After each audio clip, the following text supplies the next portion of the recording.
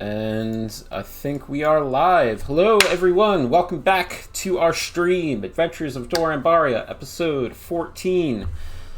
I'm your DM, John. These are my fantastic players, as always. We missed you 2 weeks ago, but we are excited to get into it tonight. So what do you say, guys? Are we ready for a recap? Should I just jump right into it? Recap. Jump away. All right. Let me try and turn up the sound a little bit before I do that. Thanks, Justin.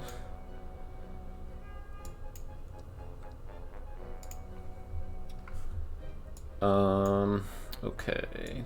Testing. Looks like Discord volume is low.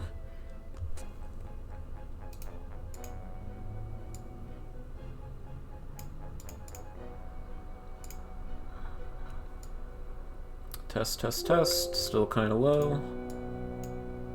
How about now? Is it any better? Check. Check. Check. Double check. Okay, I'm gonna go with it. Double check. Discount. Justin, are we good?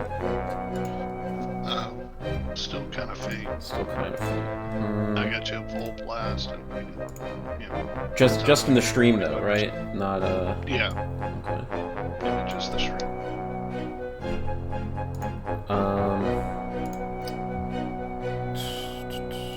Let's see. This background music's giving me like Nightmare Before Christmas feels. It's hard not to like dance to it a little bit, but at the same time I'm like, it's like a creepy, ominous, but whimsical at the same time. So cheerful and creepy. It's great. We're just going into this giant temple. Am I and the rest of the players like spoke both quiet, or is it just me, or just them? Everyone's kind of low. Okay. Yeah. Everyone's kind of low. Okay, there should be just a master volume thing.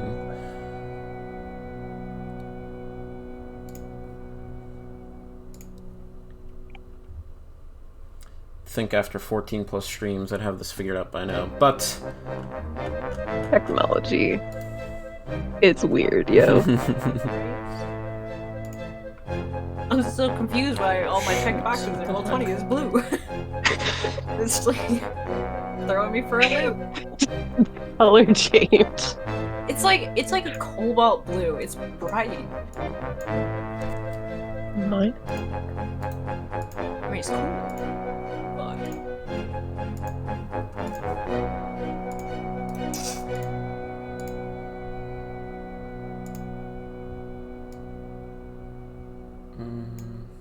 But I don't think that's gonna do anything. What is a brighter blue?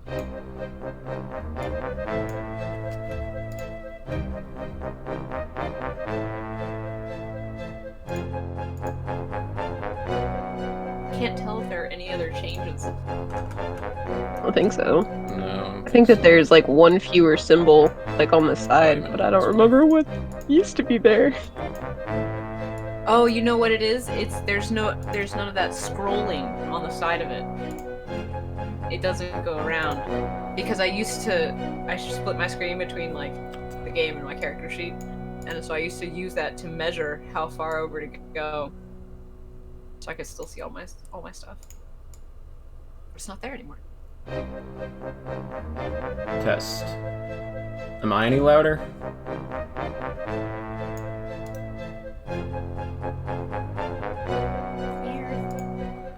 No, it's still like I said, about 25%. Everyone is.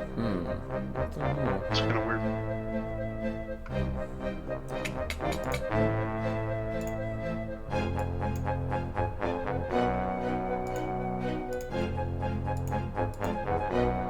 Yeah, we have no idea what we're going into right now. Nope. It's gonna be great. It's gonna be great, and it's gonna be awful. Absolutely no idea. We don't even know where the door is. Like I said, you can understand everyone, but it's just faint. Yeah. Talking shop.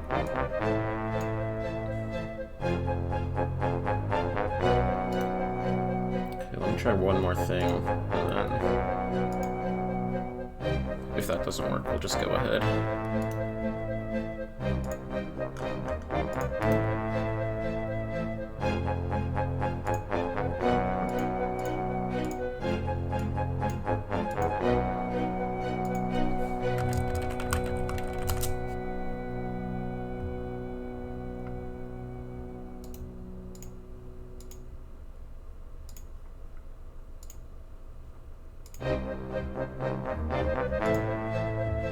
Properties, nope.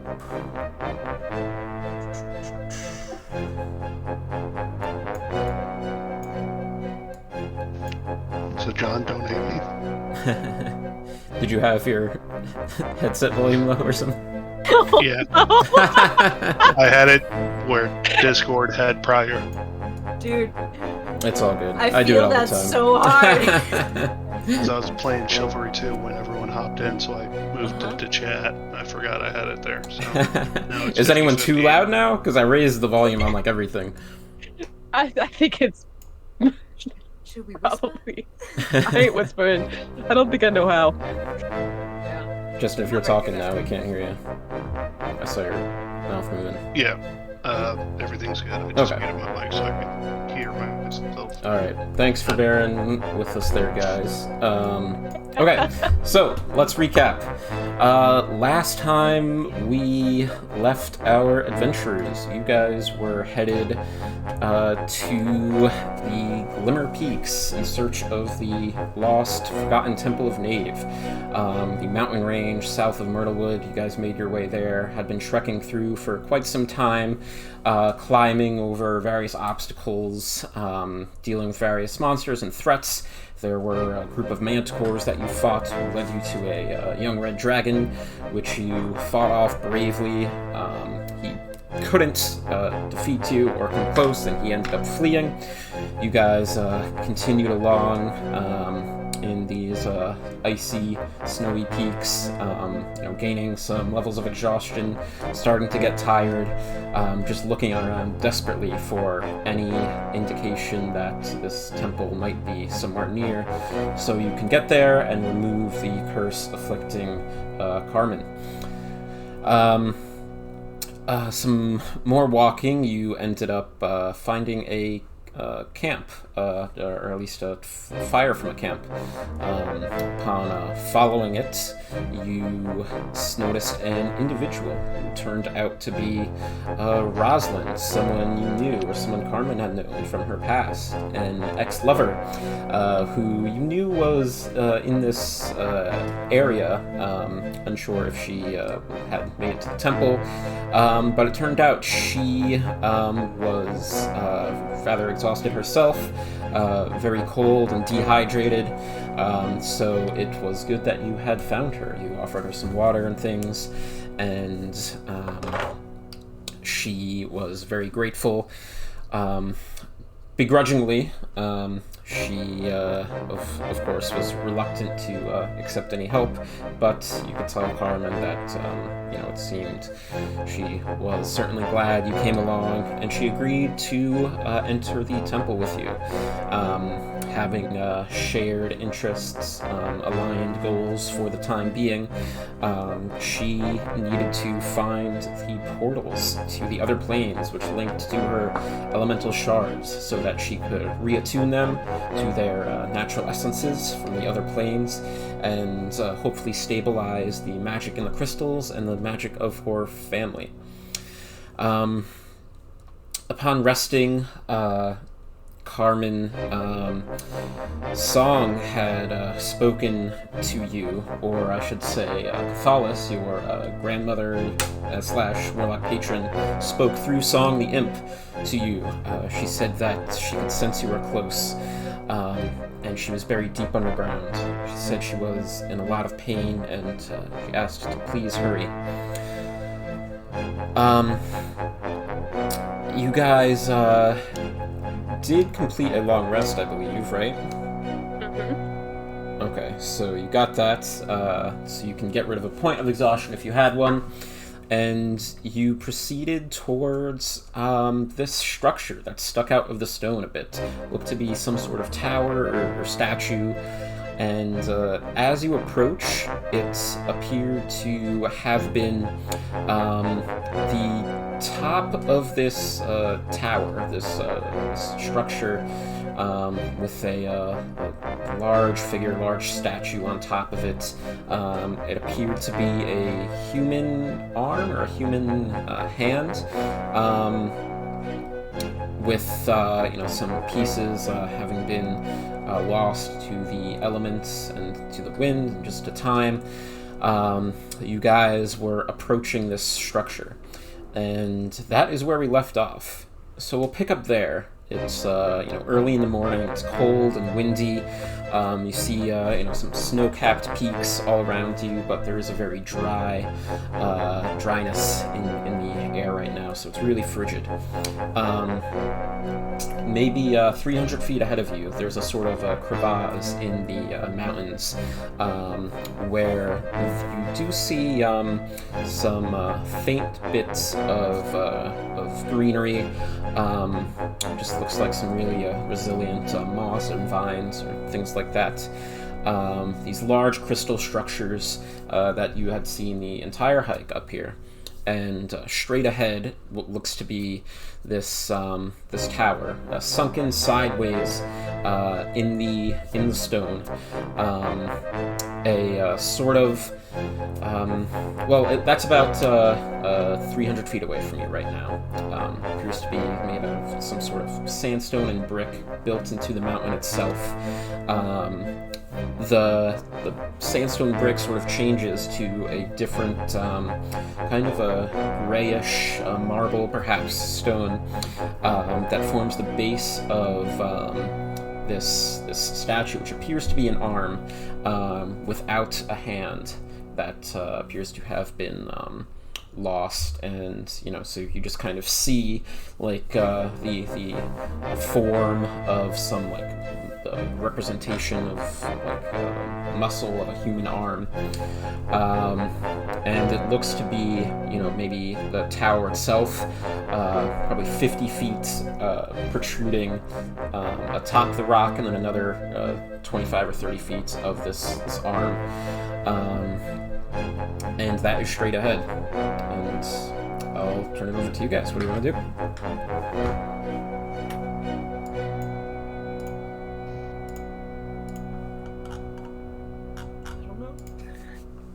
This may be what we were looking for. Continue forward, but cautiously. Definitely cautiously. Is there like places? Oh God, are there places like around that could be a spot for an ambush? Yeah, there are. Certainly those large, crystal clusters that I mentioned. There are some strange rock formations that look like they can be used to hide behind. If you want to look for anything more specific, you can roll a perception check. Yes, but first, I would like to light the Lantern of Revealing. Okay. If I may. You may. And use it to kind of look around as well. This is a disadvantage because I still have 1 point of exhaustion. So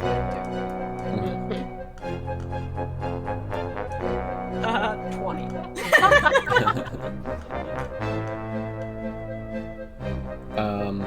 Okay. First rolls are good, the clutch ones are bad. You looking around the Lantern of Revealing, you do not sense any invisible objects near you.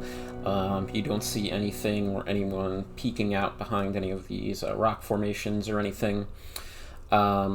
You just sort of see this tower and the statue up ahead, which appears to have some sort of tunnel or entryway in the base of it. The crevasse kind of peaks down, and so if you guys were to walk across it, you would kind of be bordered by steep rock walls on either side of you. mean, change the music here. I think forward is the only way. Like, I don't see anything. I'll blow out the lantern. With the lantern. And there looks like there's a tunnel over there. I think slowly but surely, cautiously.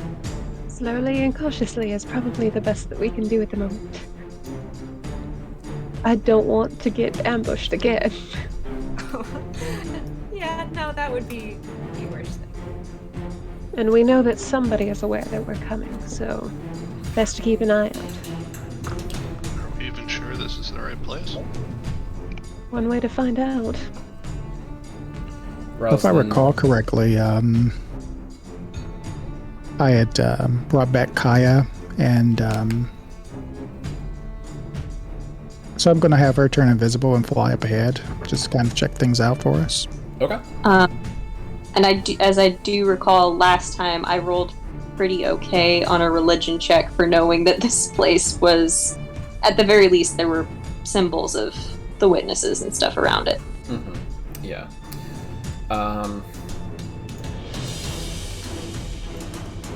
Yeah, go ahead and, if you'd like, roll a perception check for Kaya. Jeff, were you looking for anything specific, or just kind of wanting to see what's up? She's checking to see if she sees any type of movement, any type of animals or people. Okay, sure. Oh my god.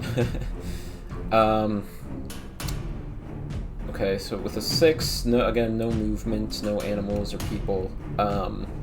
Is she staying where you guys are, or is she going a little closer?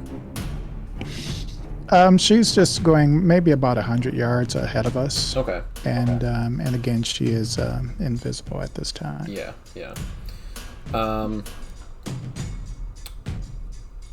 So what she does see is, or if you're looking through her vision, you would be able to see it as well. Looks to be this tunnel underneath this tower here.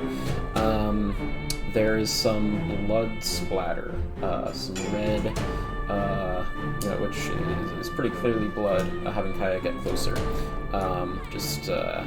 All kind of over the entryway and on the ground nearby. It just looks like a rectangular cutout in the stone, clearly man-made. But there's a large slab that's kind of been knocked over in front of it. She also sees, if she were to fly up just a little, sort of nearby, buried amidst some crystal clusters and some vines and some chunks of ice, there appears to be bits of this larger stone, which looks artificial. Looks like perhaps you can make out Kaya can make out the structure of what appears to be a large scale and a hand kind of holding the scale. But again, broken and worn to the elements. Okay, I'll pass it on to the team, and just FYI, she does have a passive perception of 14. Yep. Seems like this is probably the right place then. All I'm saying is if this is some magic temple to some god, needs to really show some brimstone to their followers, because it's pretty rundown. That's all I'm saying. I mean, it's been lost. Yeah, this is the lost Temple of Knave. Someone fucking... I am using the wrong character voice. I'm playing too many characters. One of them is British. It's bad. It's the lost temple. Like, someone went out on a grocery run and then everyone just left while they were on a grocery run. Like, that is the situation we were in. That was sarcasm. Oh, I didn't get it. Like, that was an oddly specific metaphor. Yeah. So the god wasn't important enough to remember where the temple was? No, she's important enough. The temple wasn't. It's fucking cold up here, man. I Do you don't know. spend your entire freezing weather, or you can move down into the valley where it's nice and warm. Well, I don't worship a god that puts their temple on a mountaintop. Do you worship a god? Yolanda? Oh, okay.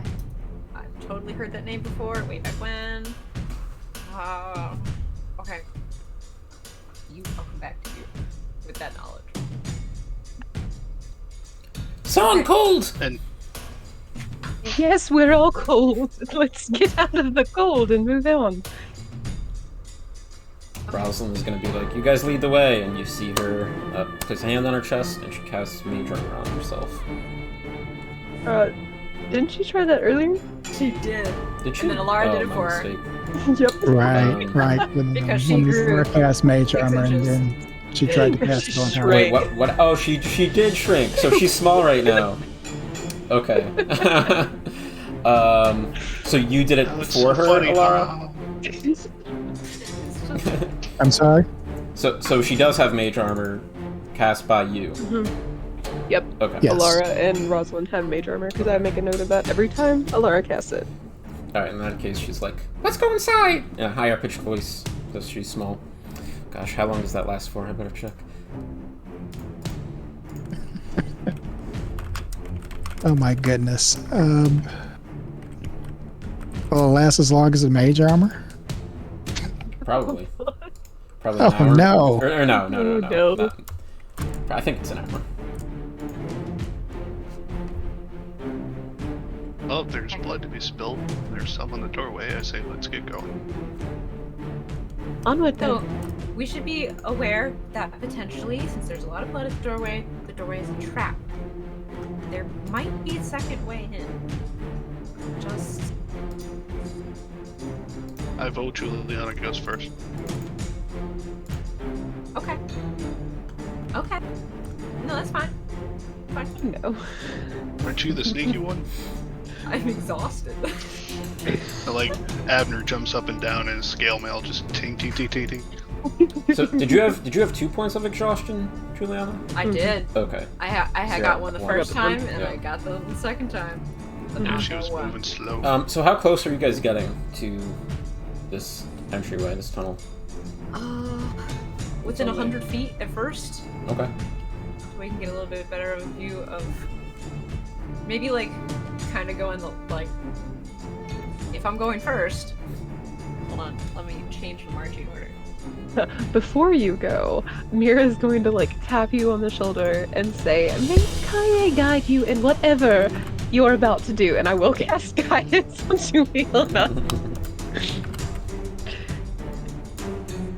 Appreciate that. You're welcome. That's a +4 That's a D4. and a D4. 2. So whatever you do in the next minute, Okay. or yep. Alright. I will begin to creep forward with as much cover as I can find. If it means I have to go up next to the rocks, that's okay. Okay. To get towards the entrance. Do you want to roll a stealth check? Sure. Okay. Go ahead and roll a d4. You're guided. Plus... So 11. So is it /R? Yeah. Mm-hmm. Okay, 14. 14. Not Okay, terrible. so you have to sneak up. As you approach, you see underneath the stone slab are mangled limbs. Ah,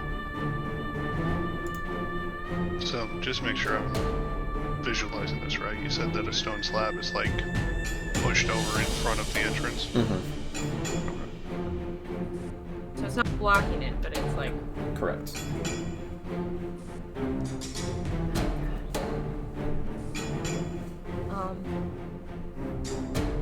I will take out a ball bearing Okay. and I will throw it at like the entrance. Okay. You hear it cling, Does and anything roll a happen? little bit. Nothing happens. Okay.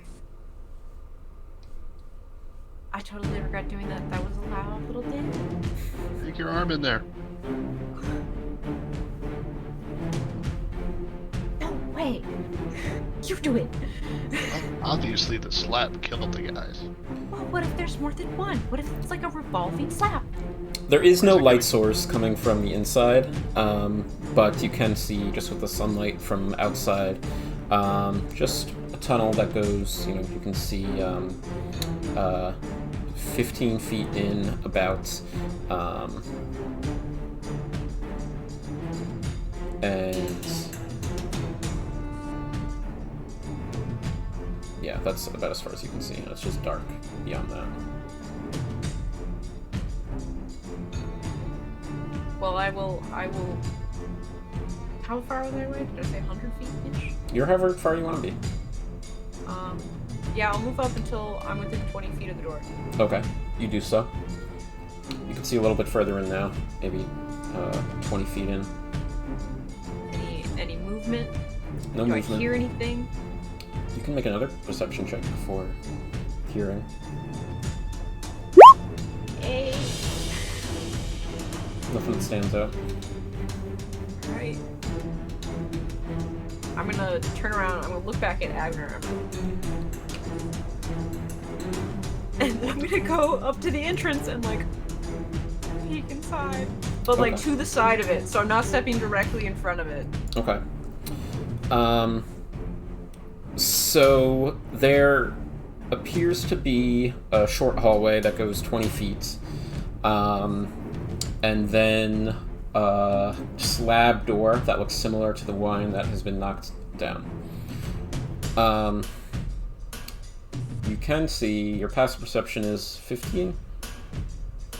You do notice, the blood all over around the door, of course, but a fainter trail of blood going away from this door towards some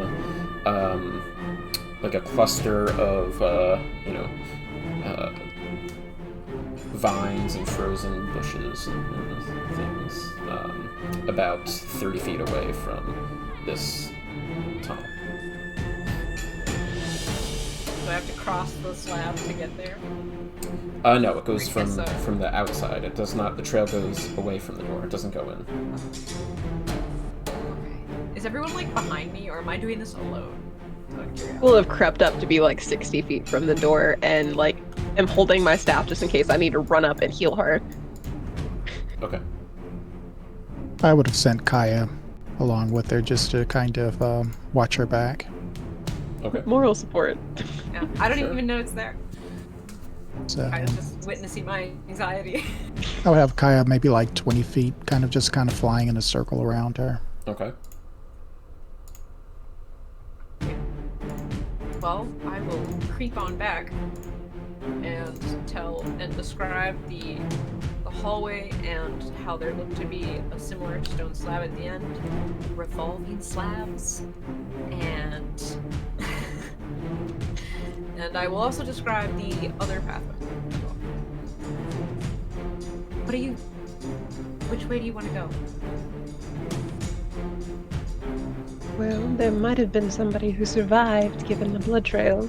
They might not have survived for long, but if they're still alive, they might give us an idea of what happened so that we can avoid it. True. Well, I mean, you gotta go in there, right? Get the little doohickeys, get the magic, open the portals. Mm-hmm. Yep. Alright, You know. Yeah. Sinclair, I want you to throw me through the entrance. Right into the slab? Are you crazy? Are you trying to just like one up me? Is that what this is? Abner, okay. Time out. Before we go through with this crazy plan. I want to go above the slab to actually go to the entrance. So that he doesn't touch. It is fairly smart. He wouldn't touch it and see what happens, but if something does happen to you in there, we're probably not going to get there in time. I'm worried that the You're 60 hallway feet has the away. trigger instead of the slab. Alright, here. Drift globe. Light it up. Put it on the So shoulder. Juliana, just to clarify, the slab is like a floor-to-ceiling door that is, kind of blocking the whole rest of the tunnel. Okay. And how far from the entrance to the 20 slab feet. door is it? 20 feet. Okay. Abner, before we inevitably carry out this crazy plan, I would like to say thank you very much for using your healing potion on me and the battle with the dragon. I know it was difficult for you not to attack it and to help me instead, and the fact that you chose to do so means a lot to me. We may now carry out your crazy plan. But you couldn't be bothered to stick your arm through the door? Do you want me to go with? Do you want me to get thrown with you? Is that? You're like twice my size. You won't get thrown nearly as far. And who would throw you? Sinclair, if we're going to throw him, we might as well do it now before Juliana just kills him. I mean, you weigh so much. I'm sorry. You're like Alara, two of me. did I hear that right? Am I? Right, we're going to go investigate the blood trail while Sinclair will throw you through the door. Okay? And I'm going to take her by the arm and we're going to go investigate the blood We're gonna talk about that later. Okay. I don't know why she's so upset. It's a fact. Before Abner gets thrown, Alara will shove a healing potion in his pocket. Okay. Yeah, so That's cool. I'm gonna activate the drift globe so it'll come with me. Okay. Just so there's light in there, and then Sure. I guess drop my pack to drop so it's just me and Dragon's Bane. Okay. Healing potion. And whatever I got on healing potion. Yeah. Sure. Okay. I do want to clarify that Sinclair does only have 12 strength. No. Yeah, she's the second strongest person here, but that's not there's not a lot of competition. You You want could me do a to throw powerful you? squat and. I mean, can Abner throw 217 pounds? You might be able to do a foot 15. boost. I mean, I don't know how John wants to do the whole throwing characters thing because there's no official rules for it. We can do the strength by times 15 rule. That's kind of how much you can carry, right? Throwing Abner into the room. Well, it makes sense you could throw Abner. You Yeah, are probably not going to be able to throw Sinclair. I can throw 225 pounds. Okay, no, you could actually theoretically throw me. Okay, Mira, you said you're doing something while this is going on, right? Mira and Juliana are going to investigate the blood trail Okay, do you that want led to... away from the door. So, do you want to roll an investigation check? Sure. May I Okay. assist? Yeah, absolutely. Alright. Do you want to take the... No, I will take the advantage then since you were That on. is why I'm assisting. Yup. Okay. I would like to take the help action. Sure, you can have advantage. Or, you're not Yay. exhausted, are you, Mira? No, I only had 1 point. Oh my god! That was a 4? It's very faint, you kind of lose track of it in the, the snow and everything. Can I try and pick up the trail? Well, you As more were of just like helping. a, No, I'm kidding. I was not. As more of a something passed through this area, broken branches, any sort of movement. Sure, you can also make a investigation or a perception check. I was wondering if you wanted me to do survival for me. Not really. But it's in the middle of the two, so perception it is. 9. Oh my god. The other one was a 20. It would have been a 23. It doesn't appear to lead to anywhere. Just a bunch of rocks before it kind of disappears. I hate this place. Abner called me fat. I don't think he meant it that way, dear. I really don't. And just kind of lead her over to said rocks. Just sit for a minute. Cool off. I was trying to tell him that I appreciated what he did for me and sacrificed for me, and that, you know, deep down he's like, he cares a lot. He just like doesn't always show it, but I feel it. And that's why it hurts so much when I said thank you properly, and then he probably turned around and called me fat. I know. There, dear. Like rubbing her back. Okay, I'll just kind of do like a little hand, you know, but like also the occasional like stomach touch. Is it true? No. But we can cut back to that. We'll have a moment.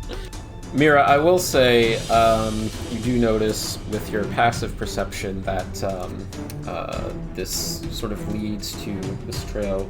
You know, it does lead to some rocks and you kind of lose sight of it, but behind the foliage and some of the rock clusters and some big rocks that look like they've been placed there, it looks as though there is another sort of hollowed out area behind those rocks. Maybe 30 feet away from the entrance that is the tunnel. Hold that miniature breakdown, dear. I think I found something. Yeah?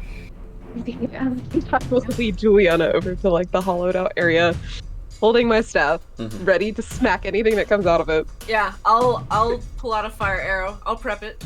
Okay. Just kind of like move some of the foliage aside to see what's down in there. Okay. It appears to be another doorway or another entryway. It leads into like the small sort of alcove of a little shelter. Maybe like a 15 by 15 little cave here.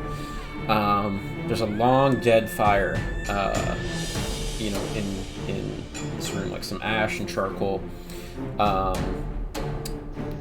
There are a couple bedrolls, and more importantly, there's the floor, the floor here is made of wood, and there's a hole in the middle, about 5 square feet. There's a rope hanging from the cavernous ceiling down through that hole, and it is very dark. Alright, pop light on my staff. Okay. Do you want me to go get them before they toss Abner into the tunnel? You know, he did say something very hurtful to you, so I'm going to let it happen first. I'll start not dashing and double dashing. I'll start walking back. Okay. And I will look down the hole. Okay. Scream if you need me. Now you said you have light on your staff? Okay. You look down the hole, and you see a dark path going straight down with a bunch of cobwebs and spider webs kind of, you know, blocking your line of sight to the bottom. Just these sticky white strings going all over the place. We'll step back from the hole and wait for Juliana to come back. Okay. I will look around the room though, search the bedrolls, that sort of thing. Okay. You can make a investigation check if you want. Please, for the love of God, let this not be the theme of the night. 11. Not much. A couple loose copper and silver pieces. That's really it. Once I am out of line of sight with Mira, I will start to run. to see if I can make it before Abner gets tossed in. Okay, they're not far, so you don't need to. I vote. Like the second I turn the corner, it's. What do you vote, Abner? They don't make it. I just want this to happen. I like trip, fall on my way there. No! Just as Abner gets Sinclair, roll an athletics check. Just to make sure beforehand, I'm going in with Dragon's Bane, a potion, my immovable rod, and the Drift Globe. Okay.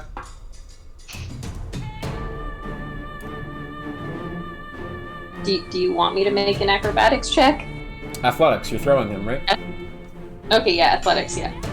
I got a 20. You chuck Abner. Abner, you're about to make contact with that slab wall. You do so. You'll take 5 bludgeoning damage. You land on your butt. Sandstone and dirt around you. It's a pretty narrow tunnel. Looks to be a door in front of you and entryway 20 feet back where you were tossed. So I went the whole 20 feet and hit the door? Yep. Okay. So, any way to open the door? Not that you see. There doesn't appear to be any handle or anything like that. I guess I'll take a look around. But it does appear loose around the sides. But beyond that, you can make an investigation check. Wait, so, like, if you were to put something in there, you could probably pry it out? Seems like it. So, is the light, like, coming around the door, or is it just the bottom? Like, it doesn't go up, or, like, just a slab? From your drift globe? There's no light on the other side of the door. Okay, so I'm just asking, like, is it just a slab, or is it like a stone that goes up, or like revolving? Oh, I see. It does not appear to be attached to the walls or the ceiling or the floor. It just appears to be a slab that has been placed here, almost perfectly snug. I'm gonna try and push it. Okay. Roll an athletics check. Wondering if I want to get mad or not. Nah. 25. Okay. You push it, pushing as hard as you can. Doesn't budge.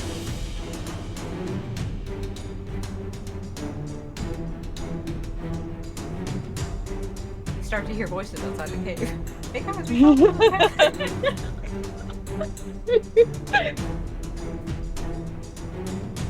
Well, I guess he'll take Dragon's Bane and see if he can pry it open. Sure. Make an attack roll. I'm like jabbing it and trying to pull. Okay. Alright. Roll a sleight of hand check. Alright. Okay. 11. Yeah, you can wedge it in the bottom. Roll an athletics check again. You're trying to pull it? Yeah, just trying to like lever it out. Okay. That was much easier. It begins to fall towards your direction. Can you make a dex saving throw for me? Oh no. 15 just saves. But this heavy door will still just get your foot as you jump backwards. And so you'll take half of that, so 8 bludgeoning damage. And you see on the other side is a rock wall. It's rock cavern, part of the earth, part of the mountain, looks like.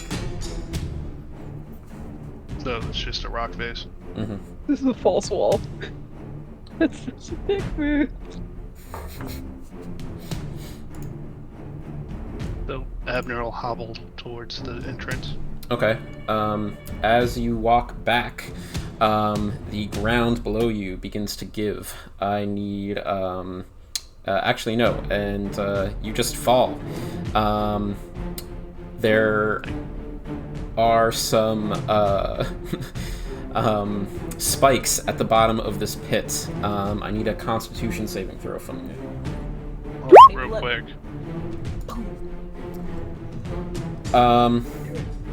Okay, so you would have had advantage on the last one then, but you succeeded that anyway. This is not a dex save.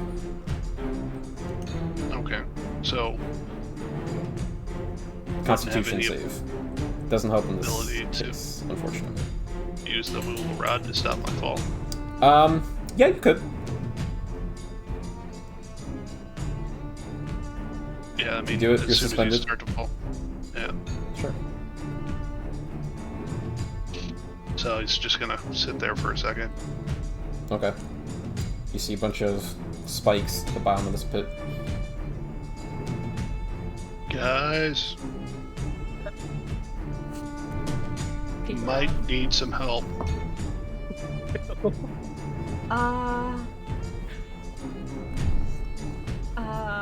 Okay, When Juliana gets back to us, I'm guessing she was kind of shouting, "Don't throw Abner!"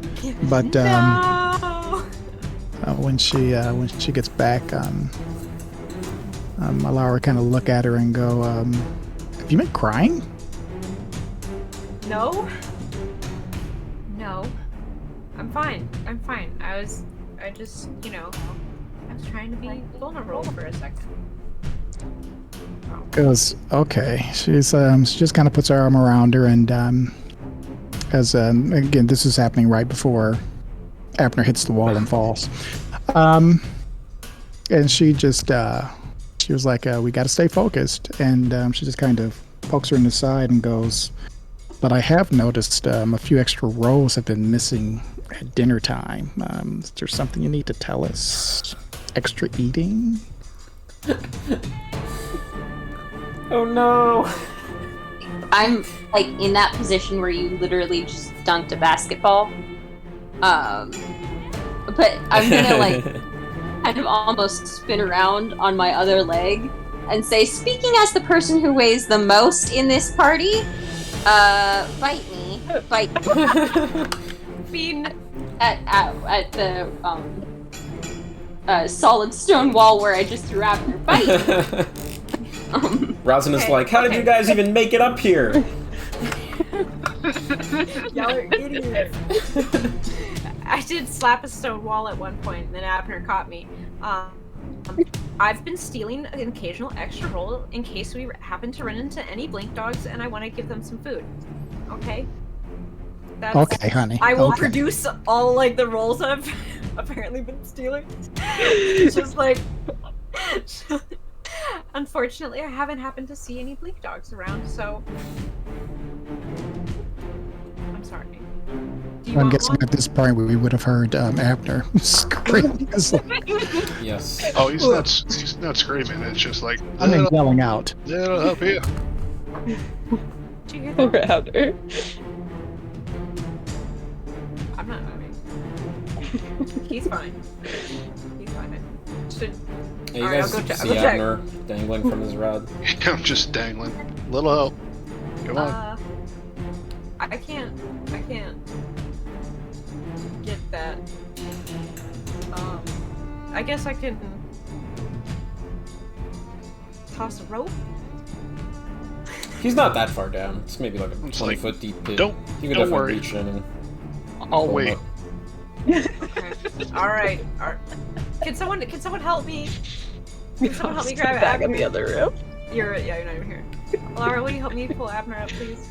Sure. I will, seeing the fact that Abner is now at the hole in the floor where I previously saw a whole floor. Wait, a regular floor. I'm gonna kind of just like tap stuff with a foot before I like walking over to him, and then pulling him up. Okay. You pull him up. All right. Well, we found another entrance, so let's go. I didn't say anything. keep walking. Just Shane walking. Because I didn't make it in time. Abner will kind of do the like hurt ankle like shuffle. All right. Because obviously his toes are like crushed right now. Okay, so you guys go and gather in that little room that Mira had found. Shows you the hole in the floor. Got him. The rope. What on with the earth spider happened to webs below. Abner? Did you not make it in time? Nope. I was this close. But he made it to the wall. Hey Carmen, don't throw me in that hole. That one looks like it'll hurt. There are quite a few spider webs down in there. And I'm a little concerned on maybe the size of whatever made them. So, Alara, darling, if you would be an absolute dear and, like, shoot something fiery down in there to just fix that, I would be most appreciative. Just shoot a couple of fire bolts to clean up the webs. Okay. And, I will come over to Abner and I will tap him on the shoulder and I will cast Cure Wounds because we don't really need our frontliner Okay, sure. already down. You cast the first firebolt, a bit of a portion of the web starts to burn away. You cast another one, a bit of portions of the web starts to burn away. There are a lot of spider webs. They're big, and this tower appears to go down for quite a while. So if you want to keep doing it, you may. Sure. Yeah. Cantrip. Yes, indeed. 10 hit points back to you, Abner. Third firebolt you hear a voice say, Is somebody there? Coming from down below. Okay, I'll mention it to us. Just heard a voice. I'm going to send Kaya down to take a look around in case it's some type of trap. Okay. Is anyone expecting some help? Talking spider? Possibly. John, Wait. just make sure everything's good. Did I get healed? Yes. Okay. Mira, can you roll a d10 for me, though? Yeah, I can. Oh. Funky, wacky magic. 8. Okay. Spell goes off as normal.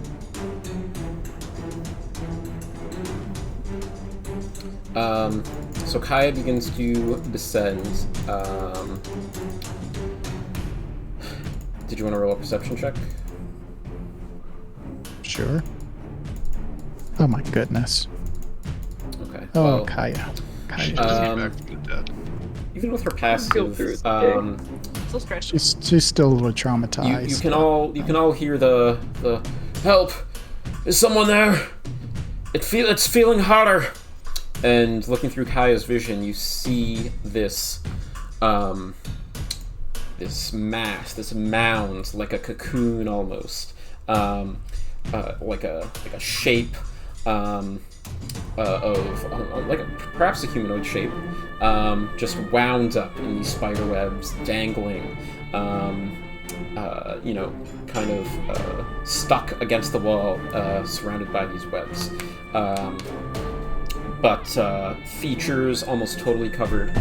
You can't make out what or who this creature might be, but it's definitely a living thing that is shouting to you in common.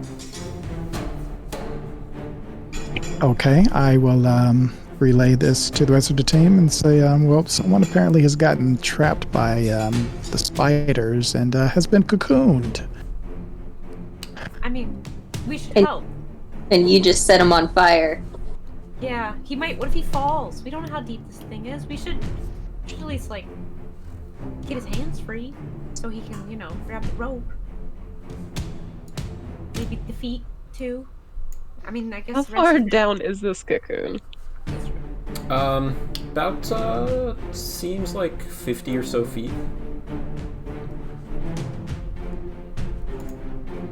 So, Carmen, spiders aren't like the gods Let's say 40. of your lawyers or anything, right? They're not like pets. We can kill them, right? No. No, we can't kill them? Go kill them. They're bugs. Okay. I'm Just wanted to make sure. gonna prepare to go help someone fight stuff. Crazy religions, you know? True. Okay, alright. Is no one gonna do this? Am I gonna do this? I don't know if I can carry 2 people. What are you doing? I'm gonna save this man. He's either gonna like burn to death or drop to his death or suffocate. I'm not gonna leave that fate to somebody. Abner, can you put the drift globe down into this hole so we can actually see how far down we would have to go? I would love to. If I'm able to, DM. Yeah, sure. Also, if you still have a handout, I haven't gotten for the Drift Club. Oh, Just for, like, areas and how far it can go. If you want to just make a note. let me double check. I don't think I can go too far from you. Within 60 feet of you. So, 60 feet. yeah. Lara says, I can cast spider climb on you if you want to walk your way down there, and might be a little easier than me hurling fire into the hole, and you can probably cut them out. Mm-hmm. Speaking to Juliana, since she's gung-ho about saving this guy. Yeah. Okay. Alright. Alright, I will go ahead and use a charge. Okay. You're using a charge, so I won't make you roll anything here. I'll take a couple deep breaths. So is the drift globe still... Have you dropped it down there? Yeah, Okay. to the 50 So feet or we'll whatever. say Alara cleared most of the webs to about 40 feet down, and then there is this bulbous cocoon man at that point as well. So you begin. So there's a rope, Juliana. There's only a 5-foot hole in the middle, and then there's like I said, a wooden floor, which becomes a wooden ceiling as you descend, and then the tunnel, the tower, widens out again as you descend that floor, so it becomes 15 by 15 feet. It's almost, what is it? It's like a almost pyramidal, but circular. Kind of. Yeah. Like a, Yeah. like- Yeah. Okay. Well, I will. Starting out, I'm gonna grab the rope anyways, Mhm. even though I know my feet will stick, Mm-hmm. and I'll start like awkwardly lowering myself down, Mm-hmm. and then once I get more comfortable, I'll try and make my way as safely as I can to directly to that guy. Mm-hmm. Trying my best to avoid the webs on the way there. Mm-hmm. Okay.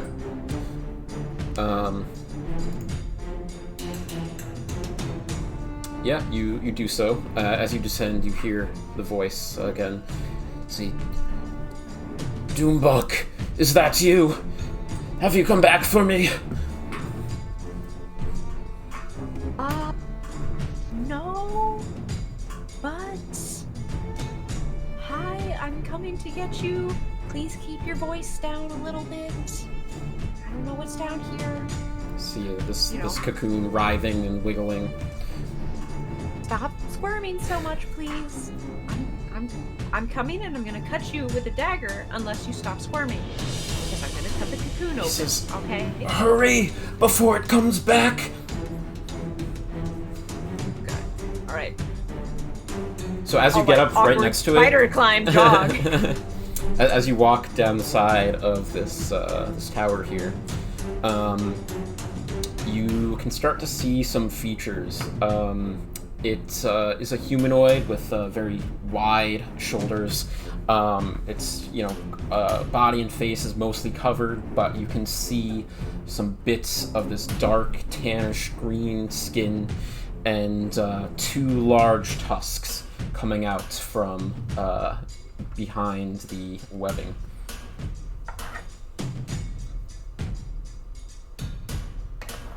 I'll take out a dagger. Okay. And like, shh, don't move. And I'll begin by. Who are you? Okay. Are you working with them?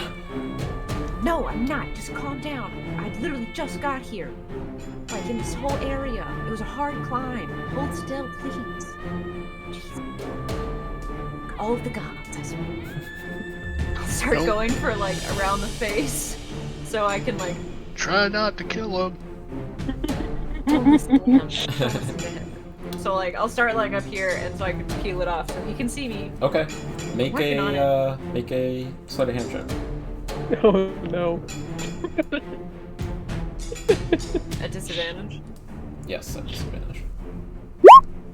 10. 10. Okay. So the webbing is tough. It's tougher than you thought it was. You begin to cut away. You hear him go, "Ow!" And you start to see some blood seeping through the silk. But you are able to still peel it back, and it does appear to be an orc man that is bound. Alright, well I'm gonna try and get the rest of you free, so if you could... I'm sorry about... This stuff is harder than it looks. Alright, I'm going for your arms. And He your looks, legs he out. says, You would do that for me? You would do that for an orc? Well, I would do that for anyone if they're in trouble. Are you going to try and hurt me after this? He says, well, if we met under any other circumstances, I might have. Okay, well, let's call a truce for now, yeah? And I'll get you out of this, and then you won't kill me. Sounds good? He says, you're all right for a human. Okay, I'll flip my hair. You know, once. All right, and then I'll start cutting away for the arms. Is he in a spot that he can drop down to a platform? There's just more spider webs below him. He could probably grab the rope though. Okay. That's why I'm freeing the upper body first, so he can lean towards the rope. And yeah, sure. If once I get his arms free, I will extend all of my body out to get the rope if I can. Sure. As you're cutting, you do with your passive hear some noises coming from below you. Some shuffling, scurrying noises. And you feel the webbing that you're standing on start to shift. And he says, oh no, it's back! It's back! Hurry! As... Let's say, can I take my firebow and just shoot the webbing underneath of us? Yeah, go for it. Make an attack roll. Alright. A lower fireball down the hole. 13. Okay, 13 will will miss the creature, but it will hit some webbing as you see these 8 legs attached to this hideous body. There's a you appear to see what looks to be a giant spider. Not unlike the ones that you've fought in the past. But as it gets closer, you realize it looks even larger than before. And looking at its head, you don't notice any eyes. You instead see the reflection of some flames reflected in metal. Oh, shit. And you see a torso. Top half of a slender, long body attached to the spider, like some horrible amalgamation. This muscular but slender form, humanoid form. This long white hair coming out of a half helm. Grayish purple skin that's shown through the armor under the arms, and a long sword that it's wielding. And it deflects your arrow as you shoot it down. And with a horrible hiss, it says to you in Elvish, it says, you have no place here, surface dweller. and it goes to attack. I need everyone to roll initiative. Or prepare to roll initiative. Don't roll just yet. I will get you somewhere. Okay, so you can click your tokens here and roll it. As you are approached by the Drider. And I'm 50 feet down. At least I can stick to the wall. I need to refresh row 20 real quick because I'm not seeing anything. Let me click myself. Well, I'm not going to use my advantage because I can't get any higher than that. So. No. That's fair. That's mine, real mine funny. should be a 17 because I never figured out how to have advantage on initiative.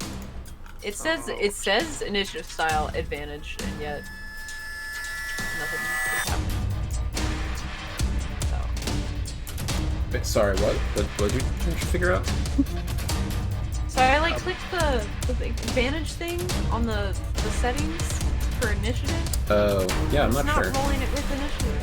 That's weird. Yeah, it doesn't work. It should. I think it's just anything else. So it should be a 17 instead of an 8. Did you click yourself before you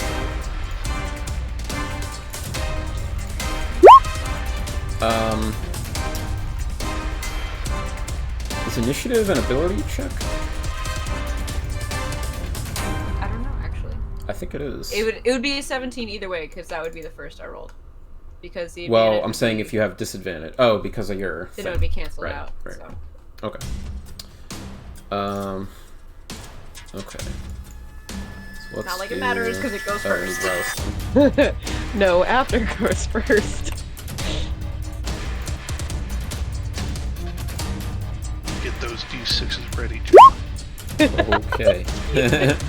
Oh, okay. So let's do this. Oh, I have 2 on here. Don't want that.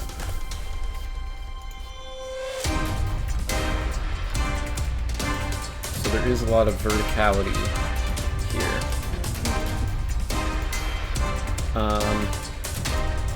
So you guys are currently, at the top of this. So I'm going to draw that in the top left. And we have Alara, we have Roslyn, Abner, Mira, and Sinclair. Juliana is 40 feet below you guys.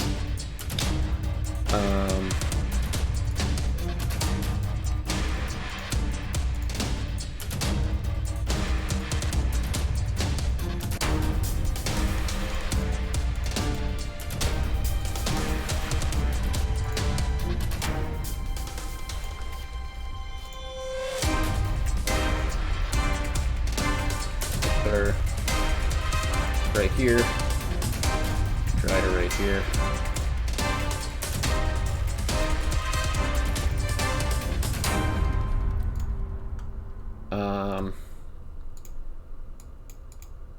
I'm not sure if we're supposed to be on a different map, but I still see the 2 mountains.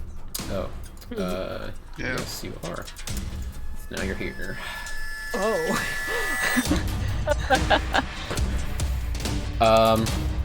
Okay. Are we ready?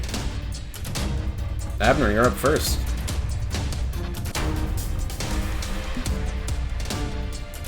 We're jumping in. Actually, why did I orient it this way? That was dumb. You're gonna switch up the Yeah.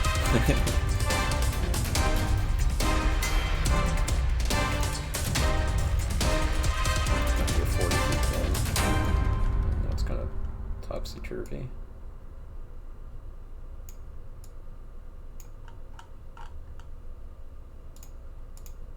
Okay, that's close enough. Okay, Abner, what do you want to do? So it's gonna rage and pull out Dragon's Bane, jump Okay. down the hole. Okay. And hopefully be close enough to hit him. Okay, you jump down. You are caught by the sticky webbing. You kind of bounce.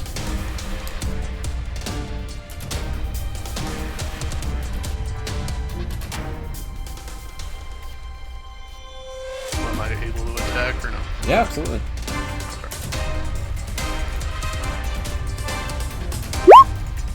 16. 16 will miss. Okay, second attack. 8.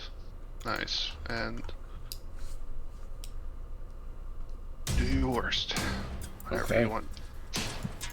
That's all that you can do. Alright, Rosalind.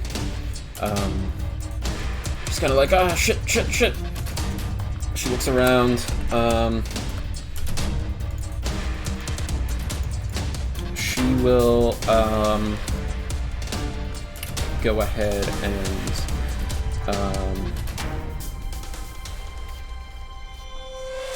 cast.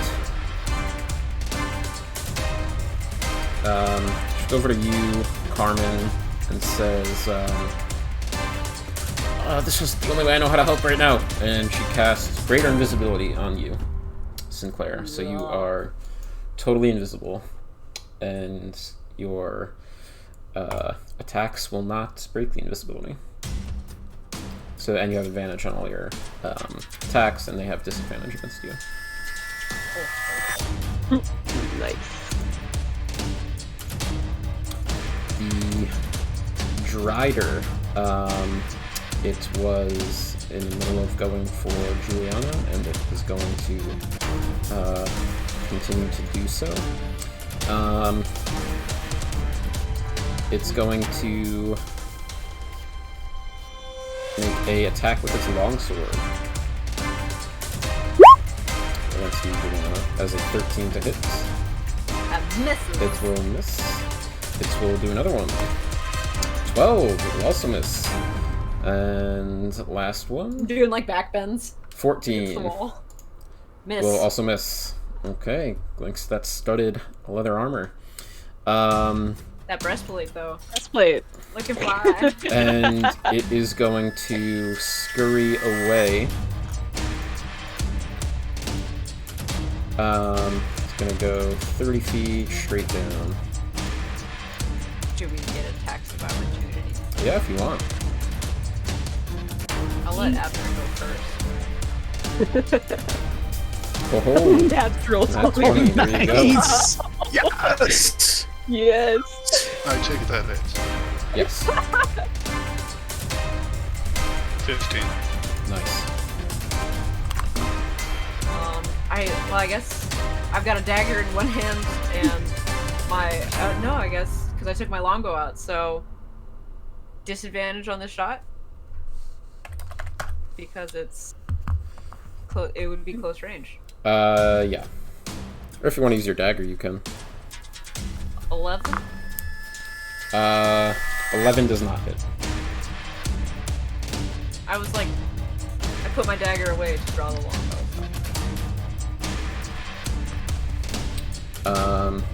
Okay. Now, Juliana, it's your actual turn. I'm gonna curse to myself, and I'm gonna do another arrow. Okay. And fire at him. Yeah, go for it. 17 hit. 17 does not hit. May I use my bonus action to attack the webbing with my dagger around this orc? Like, I know I wouldn't get like proficiency or anything. Does that not count? Is that only if you have two daggers? I've never done two weapon fighting before. I don't know how it works. Yeah, you can't usually make a attack with a bonus action. Okay. So no.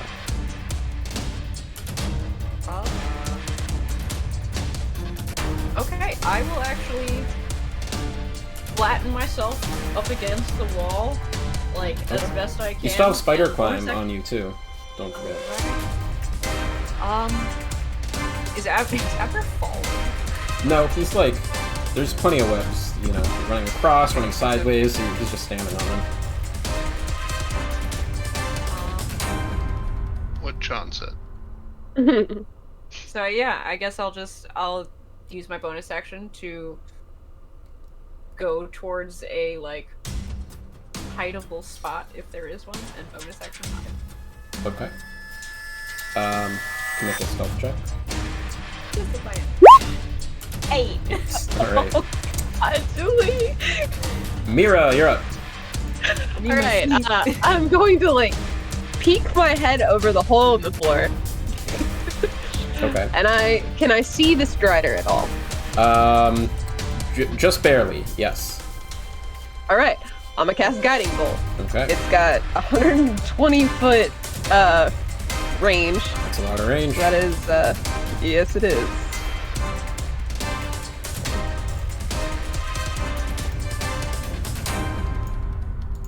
Ah, 15. That doesn't hit. Nope, not gonna do it.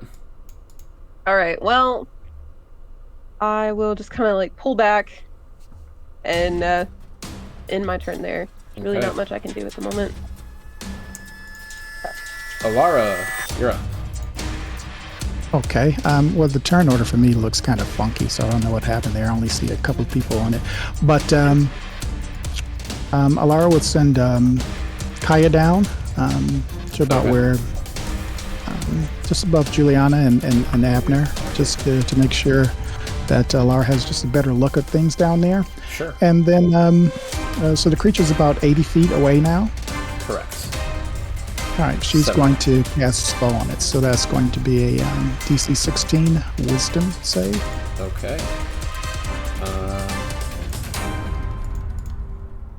Slow.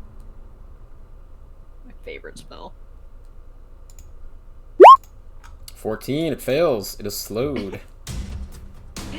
Yeah. All right, and that will be it for Alara. Okay. Carmen, you're up.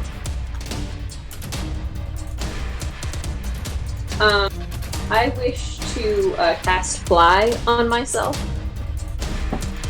Okay. You may do so. Yeah, because someone cast Greater Invisibility on me, and that means I don't have to concentrate on that too.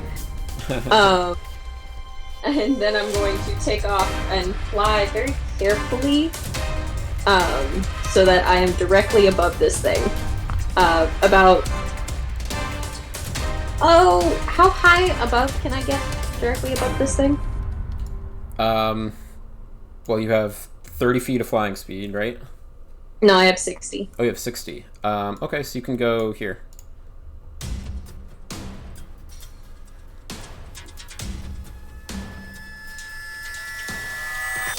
Am I above this thing, though? Yes. 15 Okay. feet above it. This is as far as you can get. Excellent. Okay. So, I have an important question. Mm-hmm. How are we doing falling in this game? Well, in this case, there are a lot of webs. Abner jumped down and he didn't fall. If you were to drop your fly now, you would just be caught in spider webs and be suspended there. Okay. But if I were to set the spider webs on fire, is my next question. Well, you can't set them all on fire in one action. It took Jeff a couple tries to a couple firebolts to get rid of all the webs that are above Juliana and Abner. If you want to just try and set some on fire, you can. If they're the ones that you're standing on, you will take a little bit of fire damage yourself. Well, I'm flying, so I'm not standing on anything. Right. The ones that Abner is standing on, for instance, then. Okay. You can try and target the webs that the Drider is on, and try and take out his webs and hurt him if that's what you were going for. Well, I don't have any more actions available to me, but I have, however, burning hands. So, Okay. I was gonna do that later. Okay. Alright, so that's it for now? Yep. Okay, back to Abner then.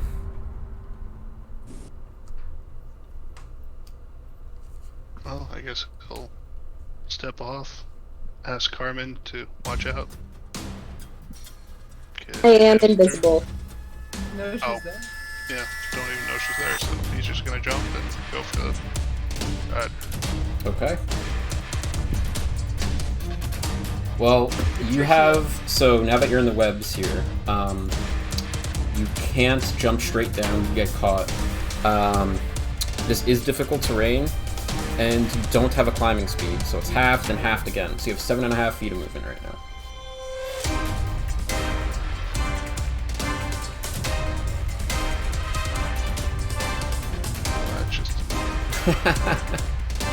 Sorry.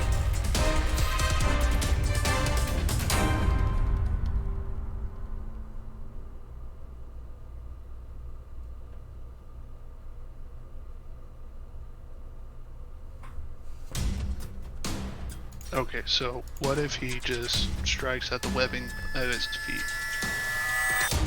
Yeah, you could do that. That would be your action, or an attack at least, and it would bring you down 1 square.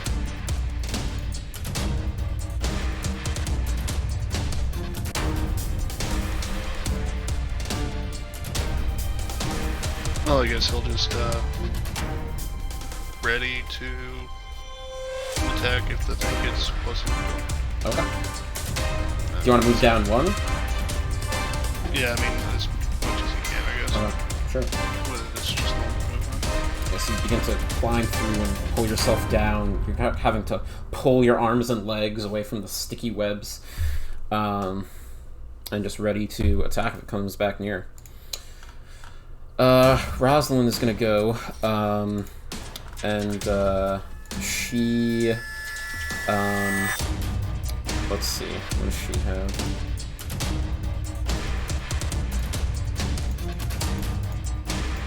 Maybe we should have fireballed this thing.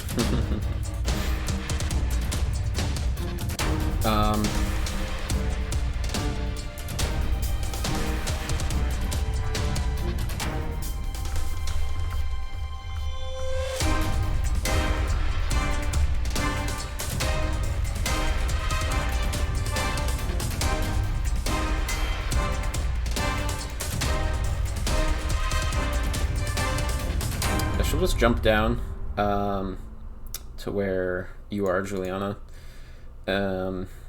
She doesn't want to accidentally set you guys on fire, and she'll try and do a firebolt at the Drider.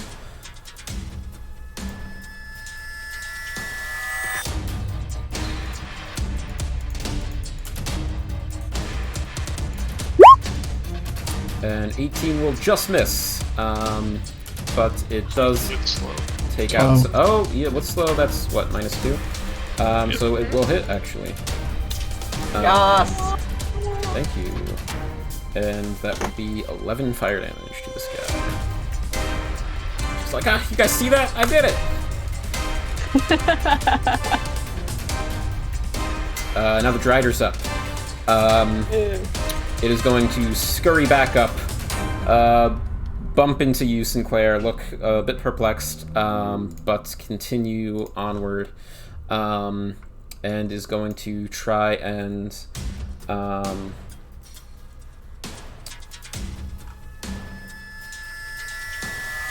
actually, I'm gonna take that back.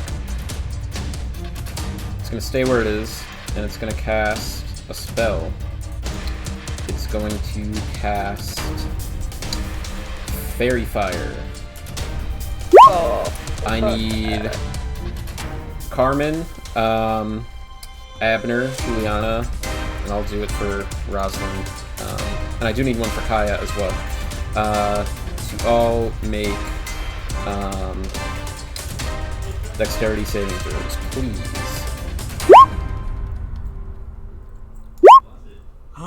Natural 20 for 25. 14. 11. Kaya's, I didn't see saving throws on there, so I did Dex, and she has a +5, so that would be 13. Okay.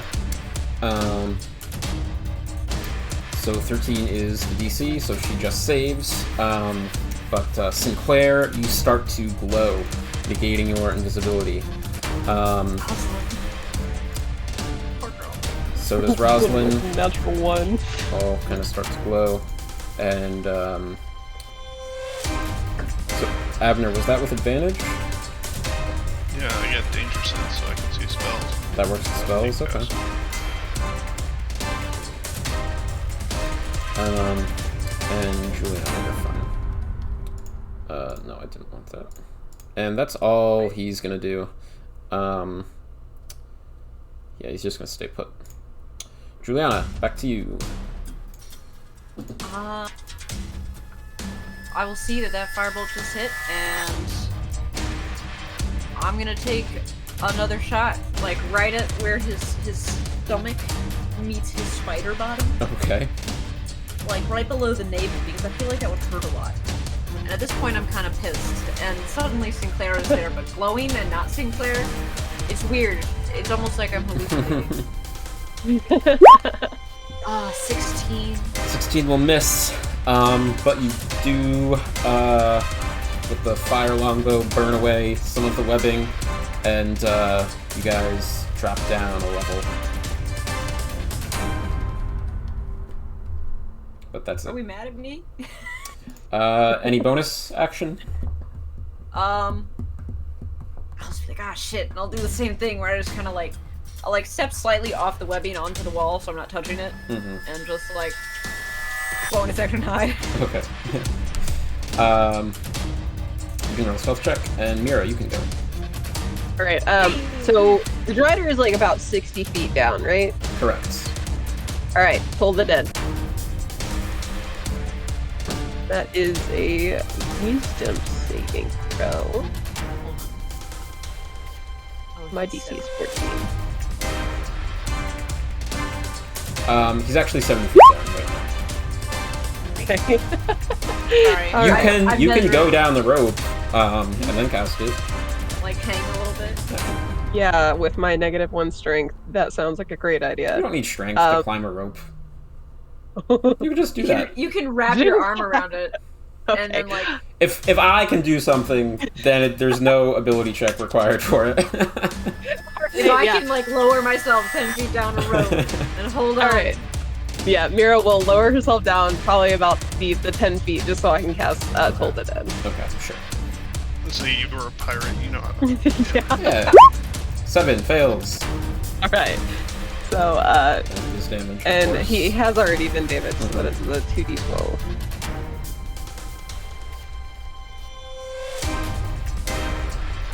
$11 points of damage. Necrotic damage. Nice. And then I will scamper back up Okay. to relative safety. Climbing speed is half though, so you can scamper 5 feet up, but can't get all. You know what? That's fine. But yeah, it's fine. Alara.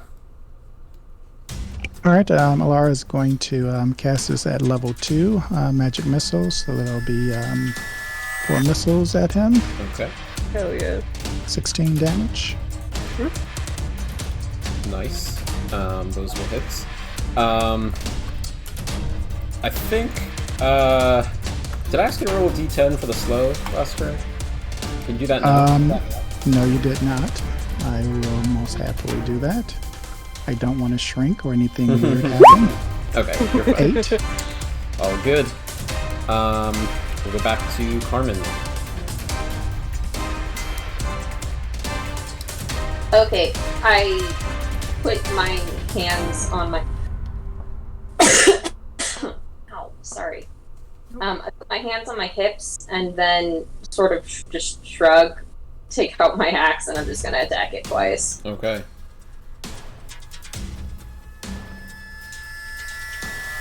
Where is my axe? There it is. Okay, 20 hits. 20 does hit. Cool. And that's it because I don't want to risk wild So- magic. Is that 8? That's just 8 damage, right? I have no idea. Rolling 1d10. Okay. I think it's one-handed versus 2. Yeah. Oh, Because right. it's 1d8 and 1d10. Okay.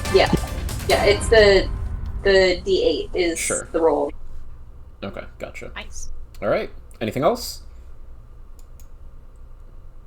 That's it. Okay, then back to Abner.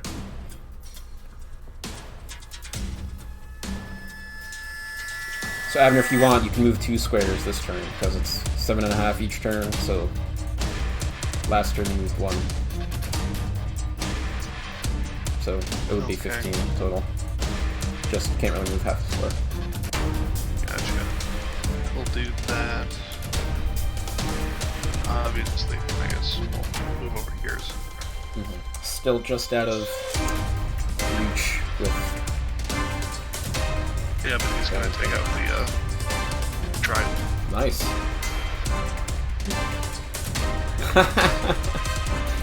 This is like me, like, trying to get a spider with my broom or something. Yeah, get it! Get it! Knock it off the wall. No one at 12, I'm guessing. Are you raging now also? Yes. Okay. He's been raging this whole time. Oh. Well, yeah, technically, since I would have lost it, but I'll bonus action and use it again. Okay. So I've expended 2 charges. Okay, the 12 does miss though. Ugh. And I'm gonna Oh my re-roll god! that. Oh, reroll. you're a Yes, happy half one. Keith? Come on! 17 just hits with the slow. Yes. 9 piercing damage. There you go. Starting to look rough. My damage Oh was my god. Nice job. Rosalind He's is. gonna look over Oh, at Sinclair and go, oil. Rosalind's gonna go, and she's going to try and firebolt the webbing that the Drider is on.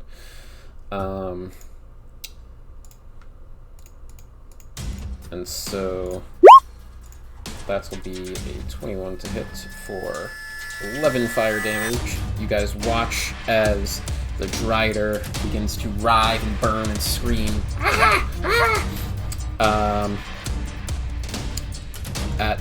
That's going to be all Rosalind's going to do at the start of its turn. It's going to take d4 fire damage for being in there, and that is just 1. And the webbing burns away, so he clings to the wall, and is going to try and attack Carmen, who is bright and glowing from the fairy fire. I should have made a concentration check just then, so let me do that now. Okay, so he's fine, still concentrating on the fairy fire. And I guess another one for all those other hits. You guys hit him a bunch of times. So I think if it's under 10, he loses concentration, right? So I think fairy fire's gone. Okay. So in that case, Carmen is invisible again. He will go up 1 more and attack you instead, Abner. Bring it. Only got 1. Slow. Yes, you're right. And he misses an 8. He'll stay put. He's starting to look nervous, starting to look bad. Juliana. I'm gonna look down and I'm gonna be like, Abner, you got this, and I'm gonna take my dagger and I'm gonna keep cutting the orc free. You're gonna keep cutting the orc free. Okay. It's like, you got it. Roll Looking great. roll another. Just roll a general dexterity check for me. 9. 9. Okay, he's coming free. He's not there yet though. I'm really bad at. I'm like really nervous watching the fight. It's my elbow, man. Stop. All right. Mira. Kind of slide down a little bit so that he's within the 60 feet again, because, you know, if it ain't broke, don't fix it. And I'm going to cast Hold the Dead again. All right.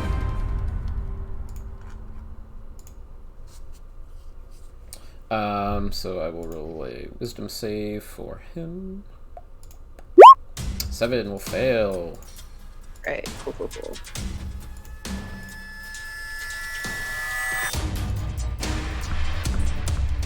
Right, 13 points of damage. 13.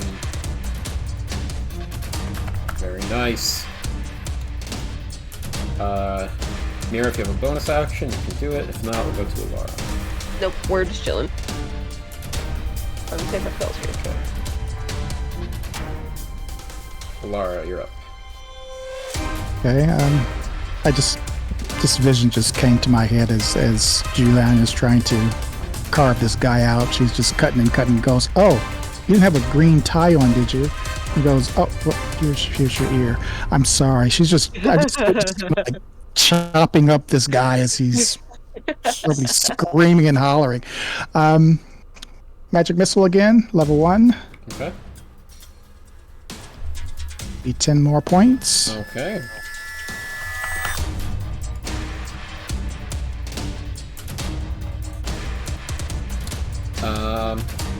Nice.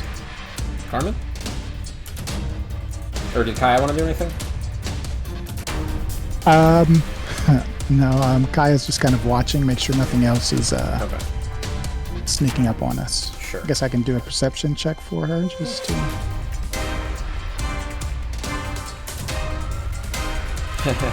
I was Nothing saying it in my will head. you. I was like, "Come on, Kyle, nat 20 this." Nothing is sneaking up on you. Excellent. Alright. Carmen, you're up. Okay. I guess I will reach into my bag and pull out my container of lantern oil, one of my many containers of lantern oil. Nice. And actually, out of character, what would be better, her bottles of booze or her bottles of oil? Oil, probably better. Lasts longer and it sticks more. Yeah. Oil longer, but Alcohol evaporates, so it doesn't like nearly as bad. Rosalind shouts, "What do you mean out of character? Just do something!" I'm just gonna dump a vial of oil all over this poor, giant, horrific spider's head. Okay. So I don't think you need to roll for that. You can just do that. yeah, I was gonna ask, like, I can't miss it. Yeah. you're also invisible. He's covered it. That's your action, but he's covered in oil. Sorry. I'm just gonna double check to make sure I don't have anything that I can cast. No.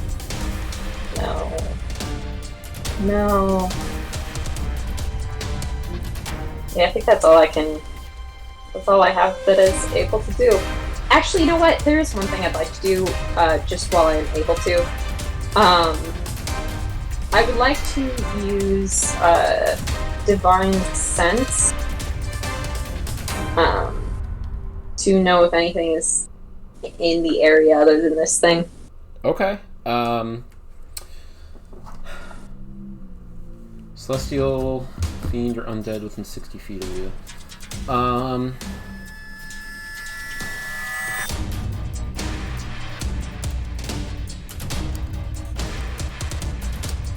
That was a very good. I don't like that long pause. I don't either. What is 70 feet away, John? Just out of 60-foot range. It could be her grandmother. It could be. That's what I'm kind of hoping for. That would be hysterical if like, the end of the dungeon is right next to the beginning, and we just have to bust through a wall. No, you do not sense anything except song. Okay, that was it. Okay. Actually, I'm gonna fly just out of melee range, but I'm not gonna move token because I'm not really moving. Okay. So just out of melee range of this horrible creature. Okay. It's gonna take an opportunity attack on you then. With Isn't she disadvantage. invisible? Can slowed creatures okay. take reactions? Can slowed creatures take Oh reactions? no, they can't. Okay. Never mind. I love slow. Never mind. Then we'll go to Abner. Carmen, you can move yourself wherever you like. I am like moving towards the camera, essentially. Okay. I'm thinking in 3 dimensions right now, so I'm not moving. I'm gonna have to get like an but isometric map or something. Yeah, I'm just clarifying that I am out of melee range. That is it. Got it. Alright, well, Abner's gonna go ahead and poke him. Okay. 25 definitely Buddy. hits. 8 piercing damage. Nice. 12 will miss. Anybody got fired, dump it on them. I just saw oil come out of nowhere. Okay. Rosalind goes, I'm on it! And she does a firebolt against this guy. Natural 1 for 7. Misses wide, hits the wall. Doesn't hit any spider webs, that's it. Now, on the Drider's turn.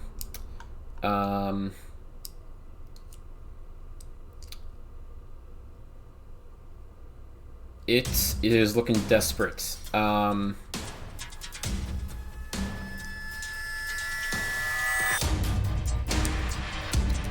It is going to cast a spell. It's going to cast Darkness. And you guys all become surrounded in darkness. Can't see anything.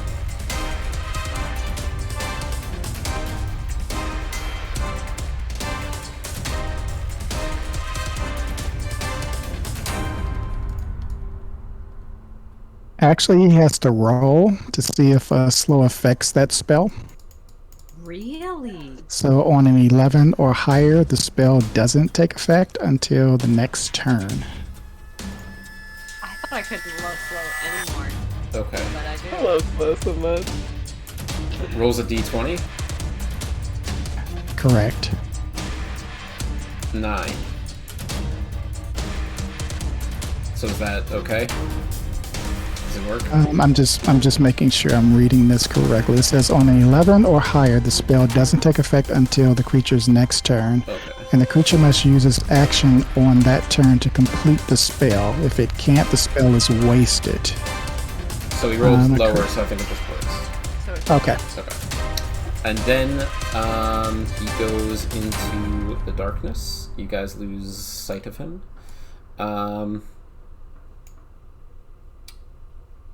And that's it. Juliana, Abner, you guys can feel spiderwebs shifting, but it is pitch black all around you.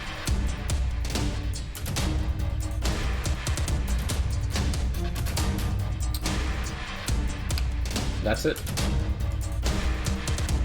Juliana. Alright.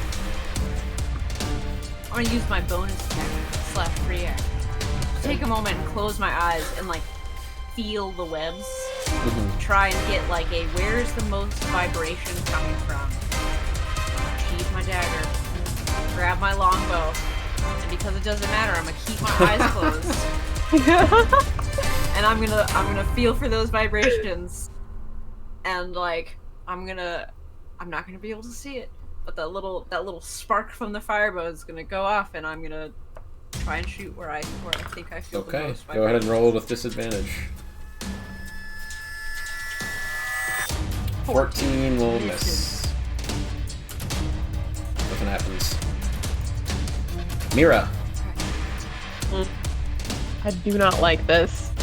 Do not like this one frickin' bit. I'm outside of the sphere of darkness, though, aren't I? Yes, looking down, you just see total blackness. You don't see the spider. You don't see your friends.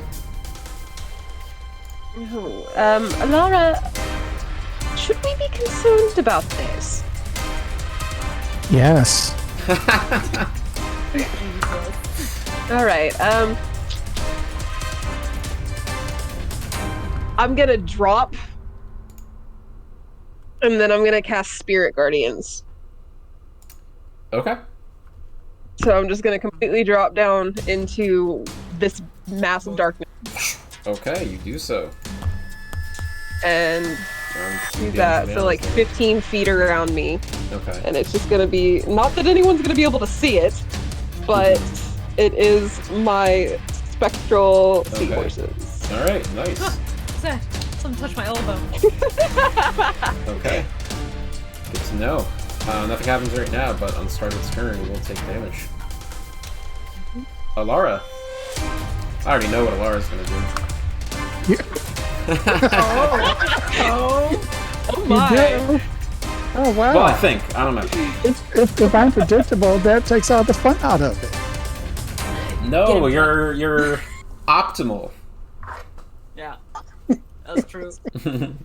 You're effective. You're the You're MVP. correct. You are the MVP. After seeing the dark, this into it, Alara will go ahead and cast Dispel Magic on the darkness. Okay. Hey, I was looking too. I was like, shit. Can you roll a d10 for me? Oh shit. Sure. Did he have to roll a d10? 2, okay. It goes off. And so does the darkness. You see the spider right on top of Juliana. Juliana, you can see it. It's basically the face of this drow elf breathing down your neck. Spider limbs on either side of you. I thought it was mirror. I thought it was mirror that touched my elbow, but it wasn't. Panic. Carmen. Panic. I'm just going to attack it. Let's see. I don't even. Do I have room to get up there? You can fly up, yeah. I mean, like literally, just because of everyone is all there right Yes, now. yes. I am It's attached to the wall. 3x3 squares, so you can go next to them and whatnot. Oh. Like where I'm Alara just- is on the left here, that's like the top-down view. This is like the Yeah. side view.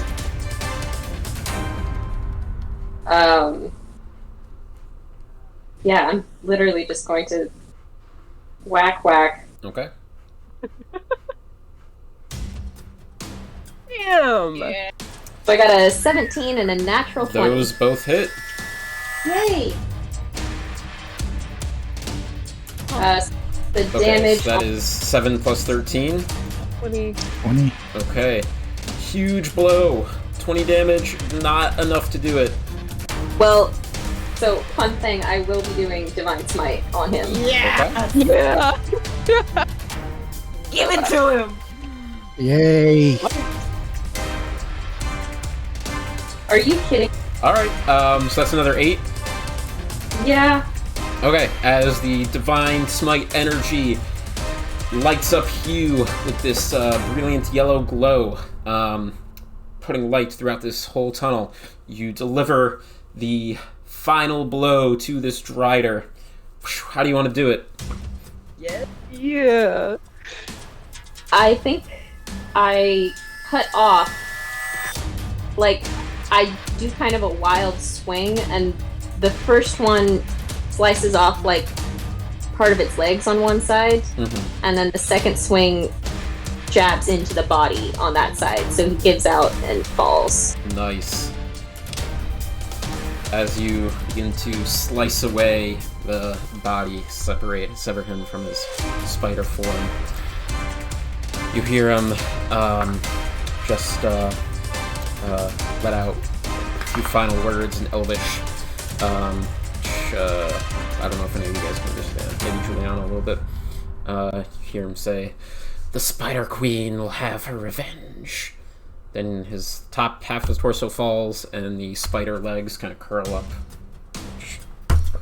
And he's dead.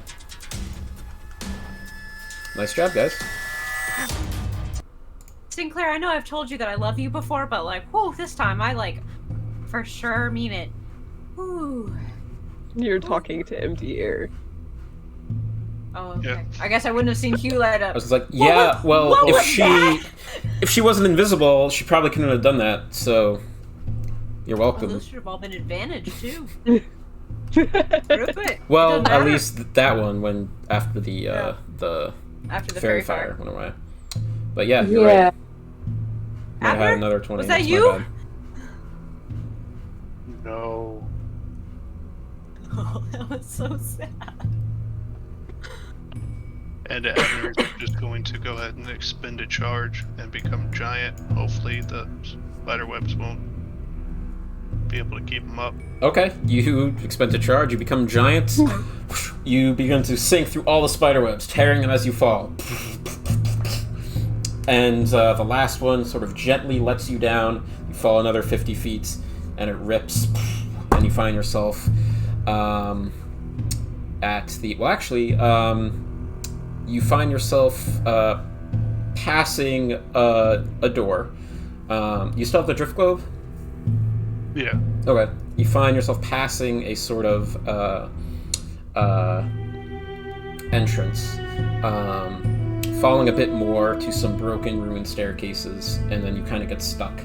But the tower continues down. So it's still not even the bottom yet. Correct. You can see the bottom. There's just like a But weird I'm half stuck on it. staircase. Yeah. Okay. You've wedged yourself in. Well, we got a way down. There's a door. Ab? Did you guys see that? I'm gonna, this whole time, I'm gonna like start gently and slowly sawing the rest of this guy's bonds off. We killed it, so you're fine. Nonchalant. Yeah, I mean, fine minus however many times I've poked you. I'm really sorry. Very nervous. Okay, I'm truly sorry for all the times that I've poked you. And just... Okay, so you get him out. He looks really hurt. He says, thank you. Water. I'll hand him my water. Okay. I will hand him also a roll. This is... What It's is not this? a blink dog, but it'll do. It's some rolls that we picked up on our way here from the inn. Grabbed a bunch. This is... What sort of creature is this from? I'm not entirely sure who made them. They just showed up. Do you want another one? He says, yes. Alright, give him another roll. You don't have any meat, do you? I mean, I've got like a little jerky. Do you want some jerky? He says, he's looking at all of you. He says, well, that sounds alright, but not as tasty as you all look. I'm only kidding. He slaps you on the back. Captain dropped Spirit Guardian, and as he says this, all of the fucking seahorses turn to look at him in unison. Just like, I just cross my arms and it's just me in a flock of seahorses. He says, You better not. No, I'm actually, I'm very grateful. Thank you. So, what happened here? How did you end up like this?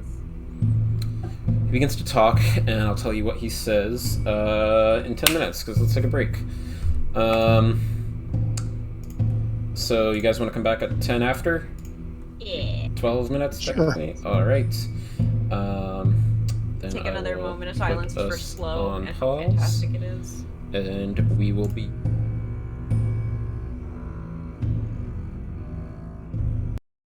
Is a young human woman with shoulder-length black hair and green eyes who hails from the noble house of Amberlash. After the death of her mother during childbirth, she was raised by her grandmother in an apothecary outside of the city of Ravenna. She grew up playing in the large herb garden and chatting with customers. At age 14, her grandmother passed away, and Juliana returned to the Amberlash estate to live with her father, 3 older brothers, and new stepmother. But life was very different. The people of the court were cold and distant and didn't always say what they meant. An attempted kidnapping changed her when she turned 16 and left her with a thin scar across her right cheekbone. Her naive view of the world became more suspicious. She began lessons in combat as to never be in such a helpless position again. At 20 years old, she left the estate and the pressures of the court to join a party of adventurers in Phandalin. After multiple adventures together, she began to deeply care about her new friends. After dealing with one such experience with the wyvern, Juliana found and kept a petrified wyvern egg, which she affectionately named Gilbert and kept with her at all times. After all of these dangerous exploits with these people that she had grown to truly love, one of her friends was killed by a dragon, and the guilt nearly broke her. If not for the support of her companions, it would have. She promised herself that she would never watch another friend die. Juliana parted ways with her party for a few weeks and returned to the town of Thunder Tree, where the dragon had lived, to help rebuild it for her people. On the way there, under mysterious circumstances, the wyvern egg hatched. She stayed in Thunder Tree until she encountered some of the Amberlash Rangers, who escorted her back to the estate. A letter arrived with an invitation from Marlowe to attend the Harvest Festival in his hometown of Hobble Hill, and Juliana promptly left to attend. And so began her adventures in Dór Ambaria.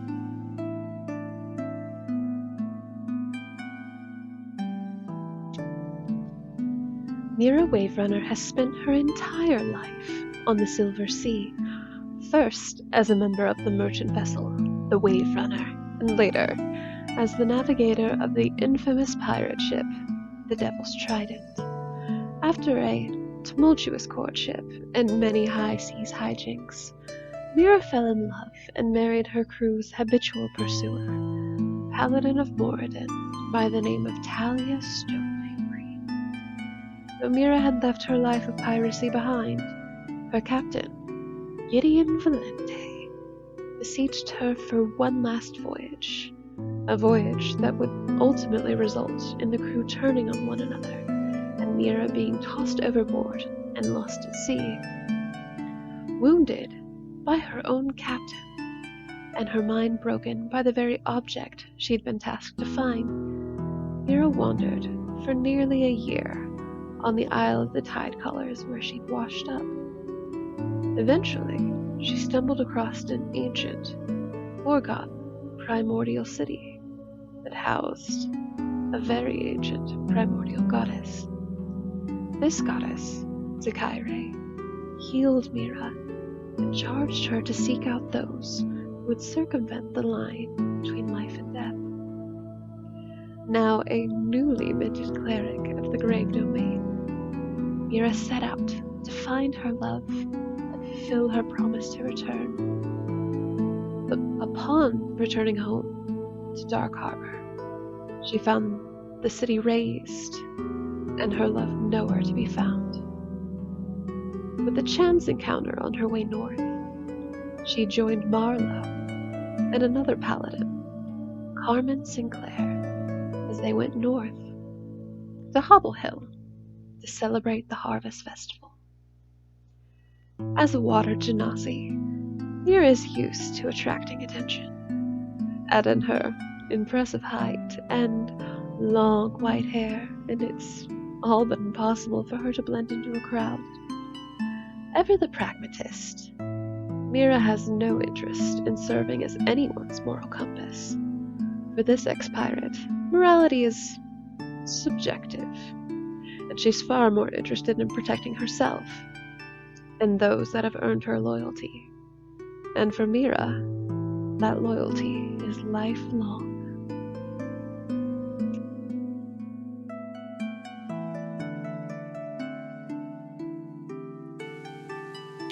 Carmen Sinclair was born and raised in the 22nd orphanage of the Witnesses of Knave. Her parents, Molly and Rowan Sinclair, lived lives of bloodshed and pain. Therefore, Rowan was determined that his children would never live such lives. Molly continued working as a paladin, leaving Myrtlewood for months at a time. In Myrtlewood, those that are turned away everywhere made a home. The abnormal is a common sight, as the old orphanage created the town to house those that grew up and decided to stay. Carmen barely stood out at all, despite magenta skin and bone-white horns.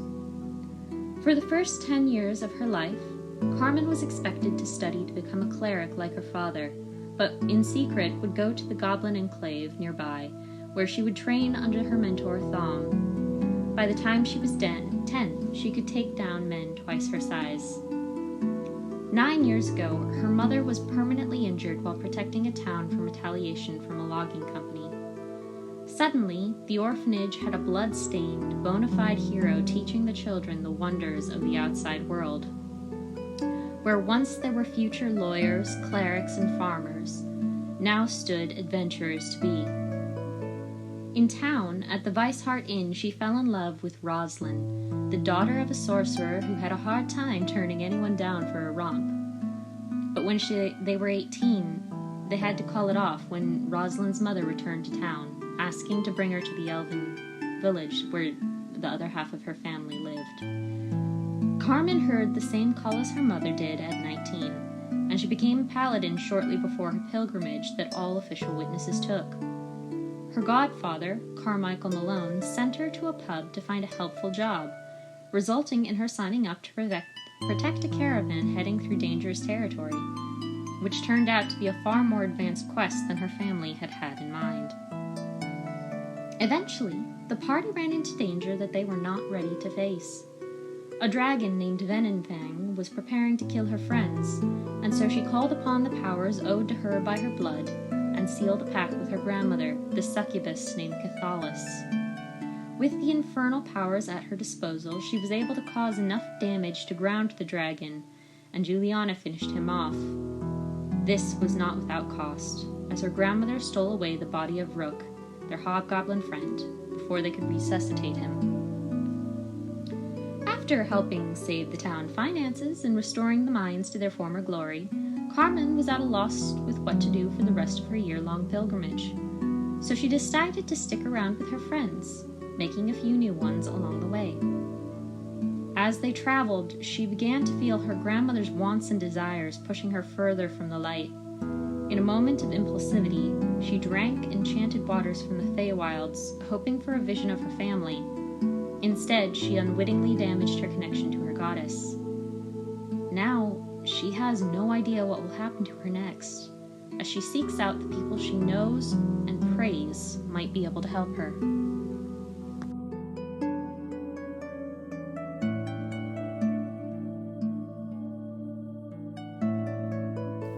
Taken from the Journal of Alara Venris. She is an abjuration wizard, a moon elf, with long flowing white hair, which comes down to her waist. It gently cascades over her beautiful charcoal-colored skin. She has bright, piercing white eyes that sparkle as she smiles. Her father would say the very spitting image of her mother, whom she never knew, and whose disappearance is still a mystery. She writes the following. My father was given the unenviable task of raising me alone for most of my life. I only remember tidbits about my mother, the spell of dewberry blossoms, and an elven lullaby which I hummed to myself often. Father rarely spoke of mother, but says I have her knack for communing with nature in the most unusual ways. Not surprising, since most of my early childhood was spent outdoors in the wilderness where our small home resided. It wasn't until much later when I realized we were living in complete seclusion. My father's work wasn't looked upon with very much favor, as it involved some taboo necromancy magic. His studies, however, focus more on the benefits of necromancy to aid, recover. And we are back. So they just, you guys just entered the temple, or what appears to be the temple, fought a Drider, and rescued this strange orc man who appears to be a captive by this half-man, half-spider. He was very grateful for your help. He says, thank you. Sorry, what did you ask me? I've been down here a long time. My wits aren't about me. Do I believe him when he says, is he playing me right now? Like, is he part of this conspiracy? You can make this man an insight check. He didn't really say much. At disadvantage. 19. I mean, he seems, you know, a little, like his bones are showing. Okay. He has been down here desperate. like as long as he says he has. Yeah, That was my. seems like it. Okay. Well, yeah, I'll give him like 2 more rolls. I am glad you came along. Oh, thank you. I was. You should eat it slowly. I was worried for a moment that you were Farseer Doombuk.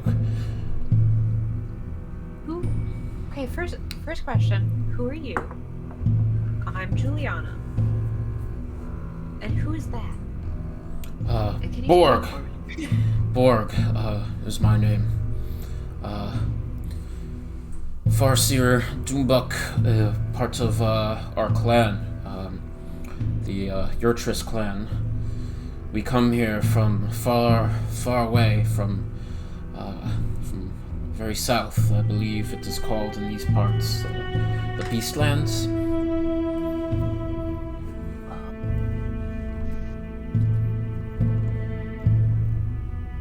Our home is devastated. Land is dry and the rain has stopped falling.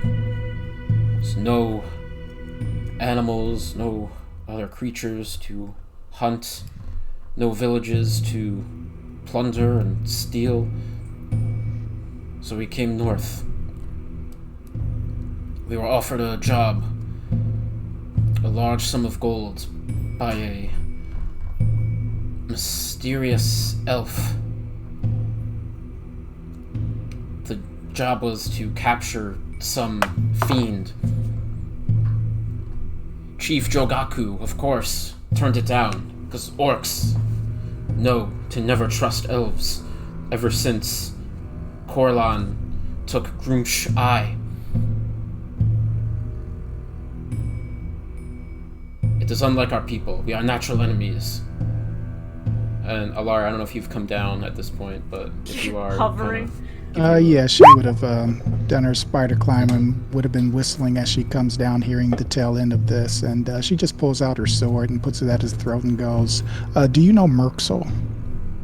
And as she does that, she's going to cast Detect Thoughts. Okay. Oh, I was out of truth.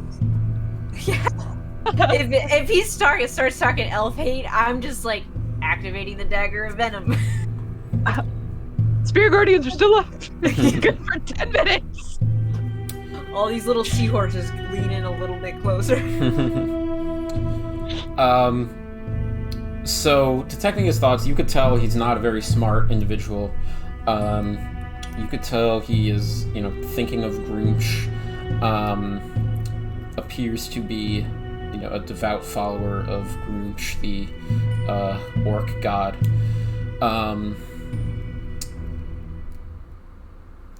Upon you asking about Merxel, you don't sense anything that registers, really. Do I know anything about this, his god? Make a religion check. 14? This gets to blades. Yeah, I mean, you do know, you have heard of Groomsh, the god of orcs. Give me 2 secs. Just give him a bunch of, rolls and just give him feeding syndrome. Yeah, I guess I'm just, is it an innately evil god, or is it just an orc god? And yes, they just... it is kind of both. He is innately evil, but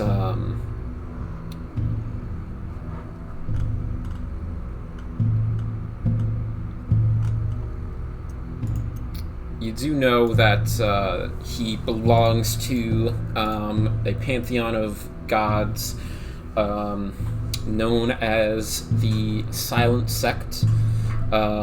He is a chaotic evil god, the god of orcs, and he does appear in Elven mythology and religion. It was said that he deceived Corlan once, the god of all elves, and as they sort of did battle, and Corlan defeated him easily, and as punishment, Corlan removed one of Groomsh's eyes. And it's sort of like this mythos that Corlan and Groomsh are sworn enemies, and that is why, that is where orcs get their belief that all elves are evil.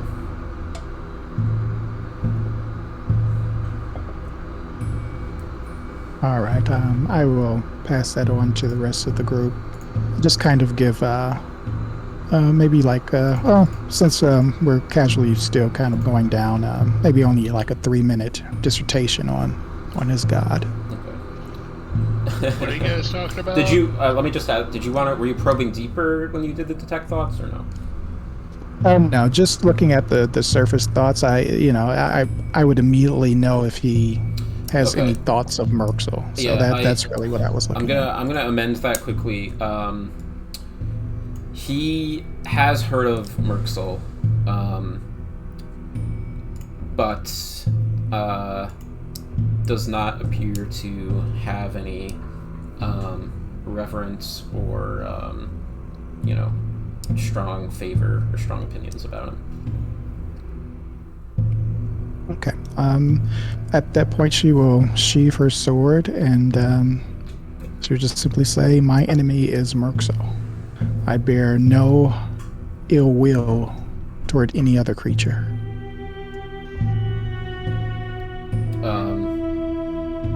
He kind of smirks and says, in many of the stories, Groomsh and Merxel, friends. I'm sorry, he's friends with the god? Wait, who's Merxel? Is that who we were just talking about? Merxel, our boy Merxel, whose head we want. And we'll get. But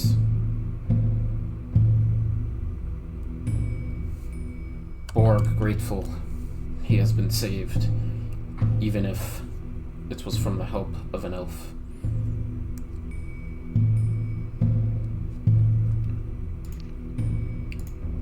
You guys are probably having a great discussion, but you might want to come down. You are just standing on webs. Okay. True. That's fair. Sorry, Jeff, when you're asking about Merxel, you're asking about who? The guy that we have a contract to kill? A hobgoblin. That killed Alara. Okay. Okay. I thought, I have very similar names. There's a god called Myrkul, which I thought you were referring to, which is Myrkul, who is the one that, Carmen would know, that used to be the god of death in the Anardarin, who was slain by Knave. Which is why I was a little confused. You were asking about the Hobgoblin Warlord. Mm-hmm. Sorry, he has no idea. He has no idea who that is. We'll say, since he's dumb, he's thinking of the god Myrkul. That's why he said Groomsh and Myrkul were friends, because they are. Gotcha. It's fantastic. He does not know the Hobgoblin. He has no idea. Well, okay. Do you know what's down there? What are we dealing with here? Why don't you show after. us? After you, dear. Yeah. You want to come with us real fast? He says, Borg no get very far. Like I said, we came here on the job from the elf to, we captured the fiend, and we brought her here. Where did you take her? Well, the chief refused at first.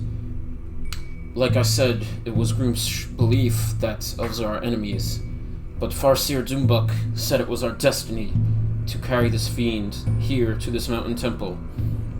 Farseer Doombuk killed the chief in his sleep and made a deal with this elf. I was reluctant.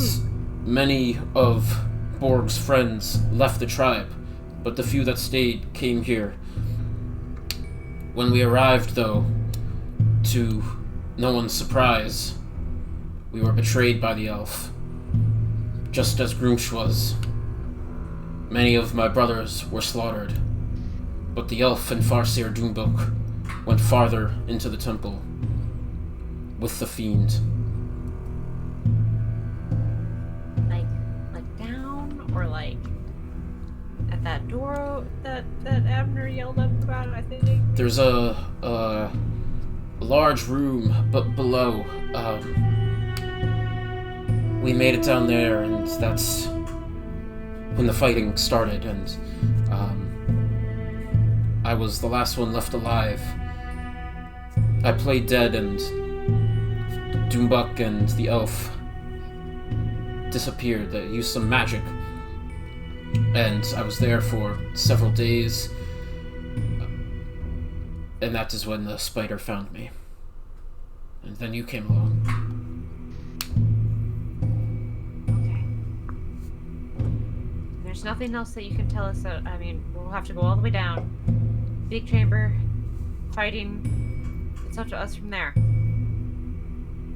Do you know why they wanted the fiend? The elf wanted him. Farseer Doombok said it was our destiny. Beyond that, I do not know.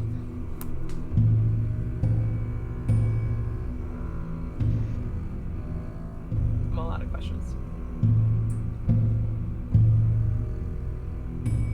Borg, too hurt, too weak to fight. But if Borg sees that elf, ooh. If Borg gets his hands on him. Why don't you try and go back up and like rest for a little bit, get recover your strength. You think you can make it up the rope?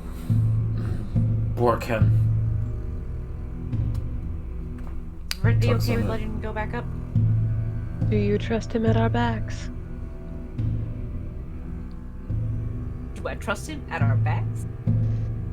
Do I get the impression that he's not going to harm us if we let him go? Either by telling or by, like, physically harming us. It seems as though he told you the truth. Okay. You already rolled an insight check. I'm inclined to keep him with us. Alright. Unless there's a real reason I mean, he's for a him to little leave. skimpy right now. Well, then maybe we can take a little short rest. Do we wanna Maybe go we could down use to an the extra bottom? hand. Let's get a little bit farther down before we try and rest. Yeah, we don't know. if Abner's he's down there by himself right now. Yeah, we should probably get it out. Okay, I'll start going. Like, I'm coming. And just like picking my way through the webs. Spider walking down. Okay. I'm like bouncing from web to web where Abner has made a big hole down through there. Okay. Boink, boink, boink. Alright, Borg is gonna climb up unless you guys stop him. He's going up the rope. Does anyone have manacles? Do we have manacles? I have so much stuff in my inventory. He says, "Thank you again. Borg will wait up top." Yeah, don't leave until we get back, okay? Borg may come back down to look for friends. If any are alive, if you find any, will you tell them Borg alive too? We will. Thank you. I think he'll keep his word. Before I Mira don't know jumps, if- she's gonna look back up at Borg. If you even so much as think of going to find someone to chase us back down here, we will kill you. For sure. And then she's gonna jump down. Intimidation, if you want me. Intimidation. Oh Yeah. no. Mira's not intimidating. can do Carissa this. is. You can do this. Oh Yes, shit. You can. Yes, you can. Yeah, he looks a little pale in the face. He says, yes, Borg in the mountains with no one else around. Borg has no choice. Right. And then he goes up. Glad we understand each other. Bounce, Alright. bounce, bounce, bounce. So as you guys descend, Don't go too far. There's a dragon out there. Jesus. Ha ha ha. Perhaps lunch? Borg make a joke. You. Sure thing, Borg. Sure thing. Okay, so as you guys descend, you see a doorway. Those of you with dark vision at least see a doorway. The rest of you continue to see downwards. See giant Abner shrink back to his normal size with the drift globe still floating around him. And there's another floor down at the bottom there. And you can just, if you're looking, you can kind of see through.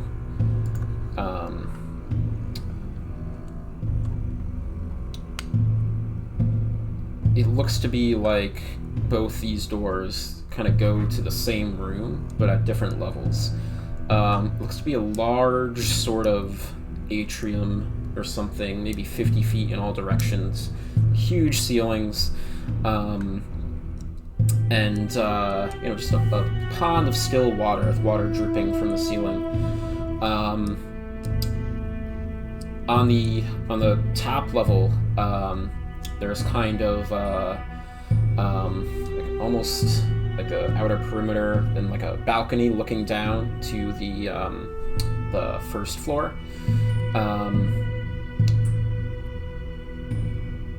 It's maybe like a 35-foot opening. So it's just kind of like a walkway that goes around this room.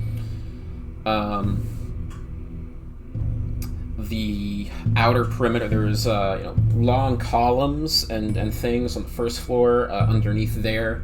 And there's like a sort of perimeter to walk around underneath, like these archways. There's cobwebs and foliage crawling along the floor and all up along these columns. There are a few, like reliquaries and things that look to have been emptied and looted long ago.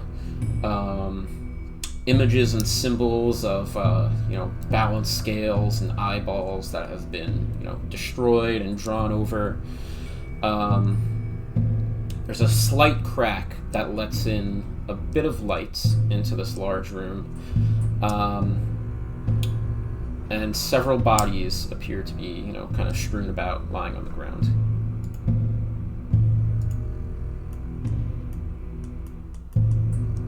As Laura steps down, did we ever come up with a plan to deal with, Sinclair's grandma if we let her loose? Maybe St. Clair's batting baby eyes at her grandma? I did take banishment today. Okay, we'll go with that. I mean, she should be. I just faithful. figure, like, at this point, kind of Scooby-Dooing, like, the head poking out of the doorway. Going from the top, looking in. So where are you guys now?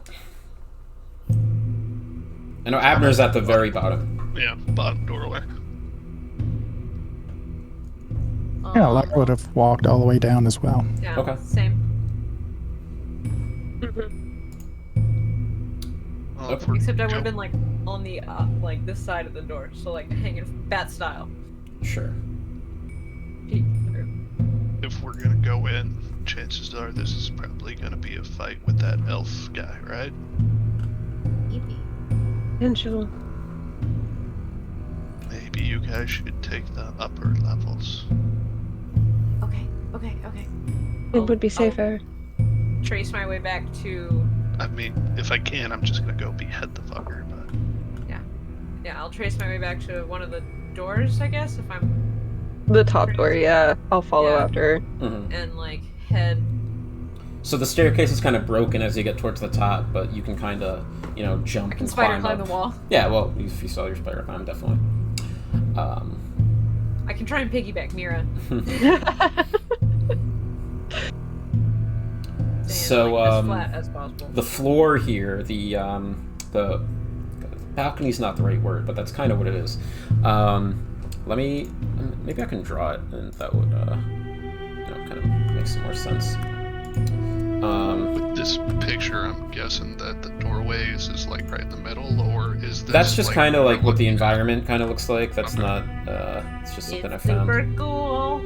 Yeah. Mm-hmm. But yeah, don't go by that for anything real. Super beautiful. So is this...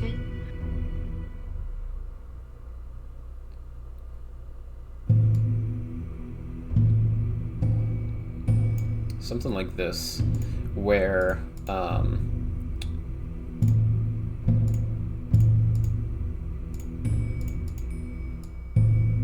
you guys just came from the tower. So this is the second level. So I'll put Juliana and Mira. There's a doorway to the tower that you just, of course, walked out of. You can see the bottom floor, kind of below. Like, you can walk around this area on the perimeter here, and... If you're clicking something on the map, I can't see it, nor can I see our tokens. oh, it's because I didn't move you guys over. My bad. Okay. Oh, okay.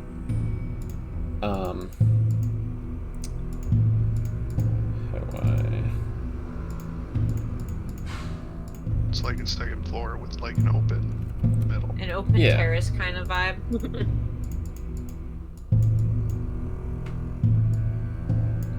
Yeah, so I you will can look try to down, fly it. you can walk on this, and you can look down and see the floor below.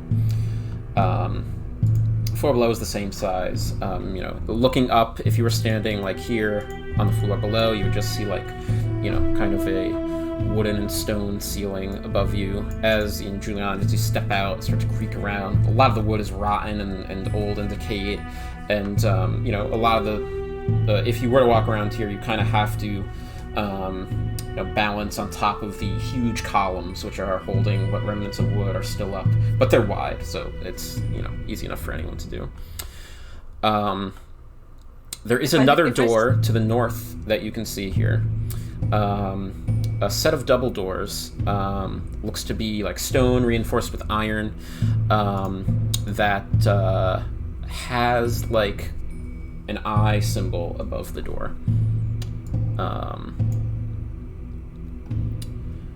On the first floor, there are there's the door that you came out of. So I guess Abner and Alara, will say, are kind of there right now. To the south, there is looks to be some sort of door. To the north, there is a hallway, and to the east, there's kind of this hallway that's kind of been closed off. Looks like filled with rubble blocking it. Like shattered bits of marble and rubble blocking that doorway. But there looks like enough room for a creature to go through. A small creature.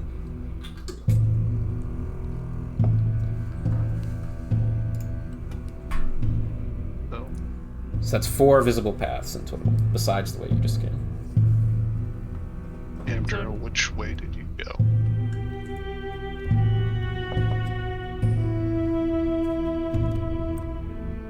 Oh yeah, she said she hasn't come back yet. Yeah.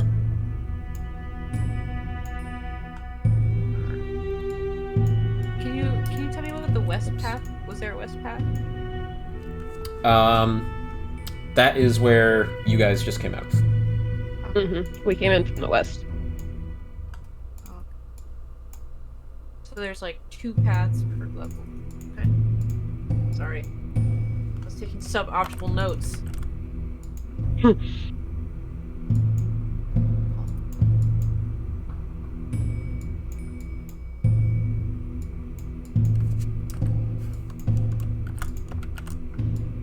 Alright. Do you want to like keep towards the north hallway? See if... I guess Abner's gonna come out here and kind of look up, and point north, south. We're gonna like gesture to the north. We're gonna go check out the door, Okay. the one that's on the second floor? Yeah, because The hallway that's on Julie the and first Mira went to the second floor. Okay. Yeah, so we're on second. Rosalind's kind of like, lead the way, guys. I just have to find that portal. She's like, Carmen, let me know if your divine sense registers anything. Guessing this second square is the. So this is the top floor. This is the ground level. Yeah. Okay. So Abner, you're there. Yeah. Okay. Kind of creep towards that hallway. Okay. So you can see, first of all, a bunch of orc bodies, kind of strewn around the floor here. There are some older-looking skeletons, and rusted weapons and things like that. Looks like this place has seen, at least besides, the fighting that Borg described, at least one battle at some point. So you were looking down this hallway. It goes maybe 15-20 feet before a large set of double doors. And it looks like there is some inscriptions, some motifs, some drawings on the door. Upstairs for you guys, the door is like stone reinforced with iron bands. There are two handles and a keyhole, and there's an eye at the top of the door.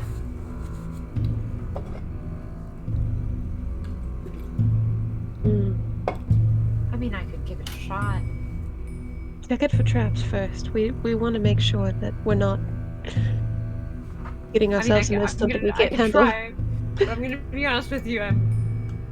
My hands are like doing a little bit of. It's fine. Tap though. you on the shoulder again and be like, "I believe in you, Juliana." I'm going to cast guidance again. Thank you. I will check the door for traps. Okay, make an investigation check. I want you to know my investigation is +0 with disadvantage. Okay. Mine's only a You gotta do it anyway. +1. That's a natural 1. Oh my god. Let me roll my d4. That's a 4 total. Okay. Looks great. You don't see any traps. Looks really good. I'm gonna step back. That's My eyes like right here. No, it looks great. It looks great. I'm gonna step back and I'm gonna prep a healing spell. Okay. I'll jiggle the handle. see if it's unlocked. It is definitely locked. Abner, let me just say, you do also notice a second door on the west side, where you came in from. Like, this would be where the tower was that you descended, and when you walked out to the right on the first floor, there's another door there. There's a hallway going south, the one north that you just looked to, and then the collapsed tunnel to the east.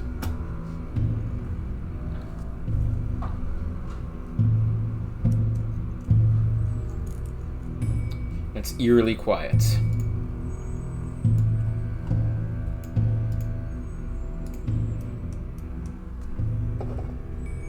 Is Amger back? I think she's still dealing with stuff. Oh yeah. Trash can got like. She said she's on the phone with Airbnb.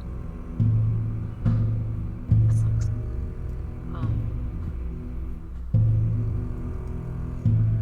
What do you guys want to do? I mean, I You can gotta. try. Yeah, I'm stepped back. Okay. Alright. I'll try to pick this lock. Okay. Abner, I guess, is going to go into that entryway. Okay. Try and push on the door a bit. Okay, so first, the 20 thieves' tools. Do I have disadvantage on this because You we do, saw shit? you do, yes. Okay, So 14. Doesn't go. But no traps go off either, so you're not in any danger. It's still locked. Abner. So on this door, it appears to be made of bronze, and there's like a protruding relief in the metalwork, and it's immaculate.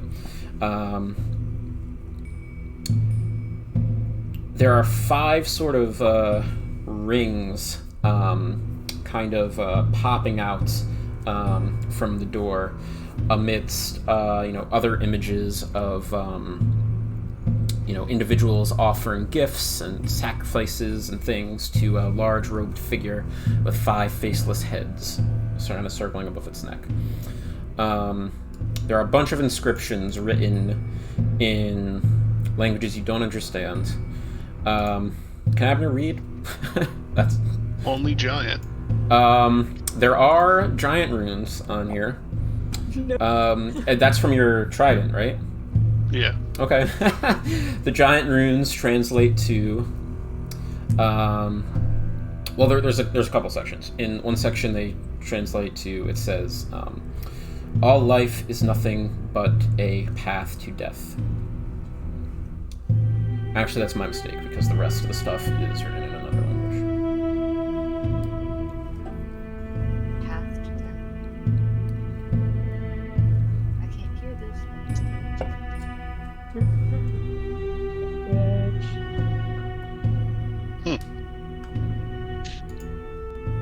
Well, I ain't gonna kill myself.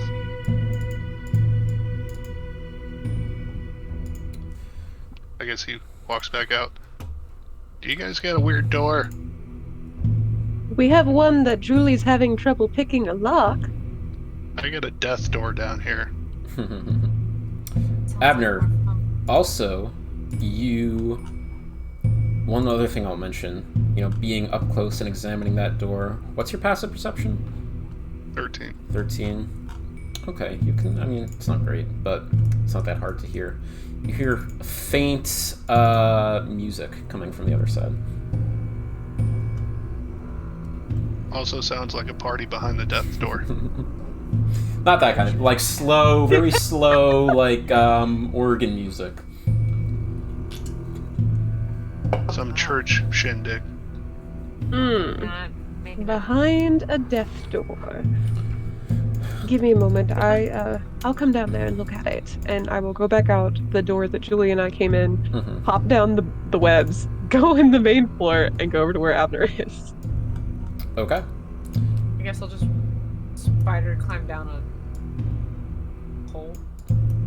Okay. Yeah, you can just go down through. Oh, there is a staircase that goes from this floor to the next one, kind of. Doesn't matter. I'm still gonna spider walk down. If I don't need to go all the way outside, I'm not going to. There's like a staircase here that goes to the upper and try lower and beat level. Mira there, like just power walk it. Yeah, so you guys can just walk down. Mira, what languages can you read? Common, Primordial, and Dwarvish. Okay. You see in Dwarvish the same thing. It says all life is nothing but a path to death. Yeah, I guess Sinclair would come down too. Okay. So she's We're all got like- Infernal, Common, and Goblin. Sinclair can't read it. Oh no. Can But I she push will the do a I'm gonna make the executive decision here and do a divine sense. She did that earlier, and Rousden would be telling her to do it anyway.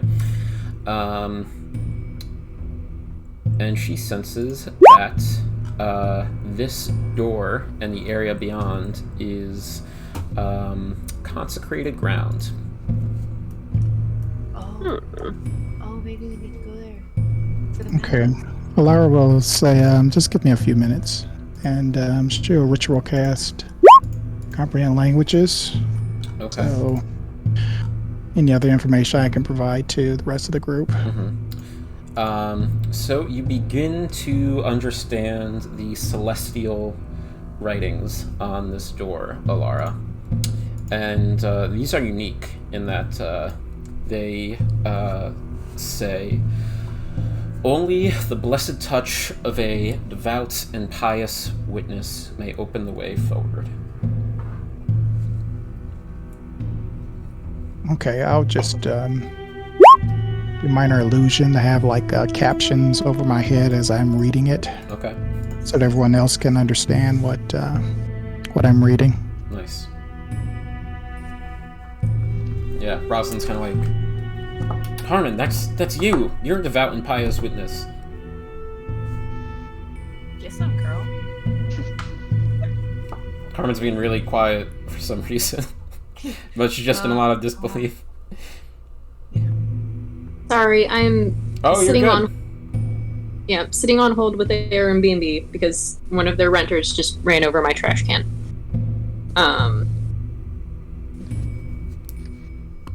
But Do you need our recap, or do you want? No, to... I've been sitting and listening. Oh, It's okay. just they're gonna drop me on off hold at some point. I hope. Should I touch it? I mean, It can't hurt. Well, what if you like? Actually, it could hurt. yeah, no. As soon as I said it. Wait, so what did it say again? Only the blessed touch of a devout and pious witness will what? May open the way forward. I'm gonna poke it. Okay, you poke it. Nothing happens. I'm gonna poke it again. Poke it again. Like, Not this time with 2 fingers instead of just 1. Okay, I need you to make a wisdom save. No, I'm kidding. Nothing happens.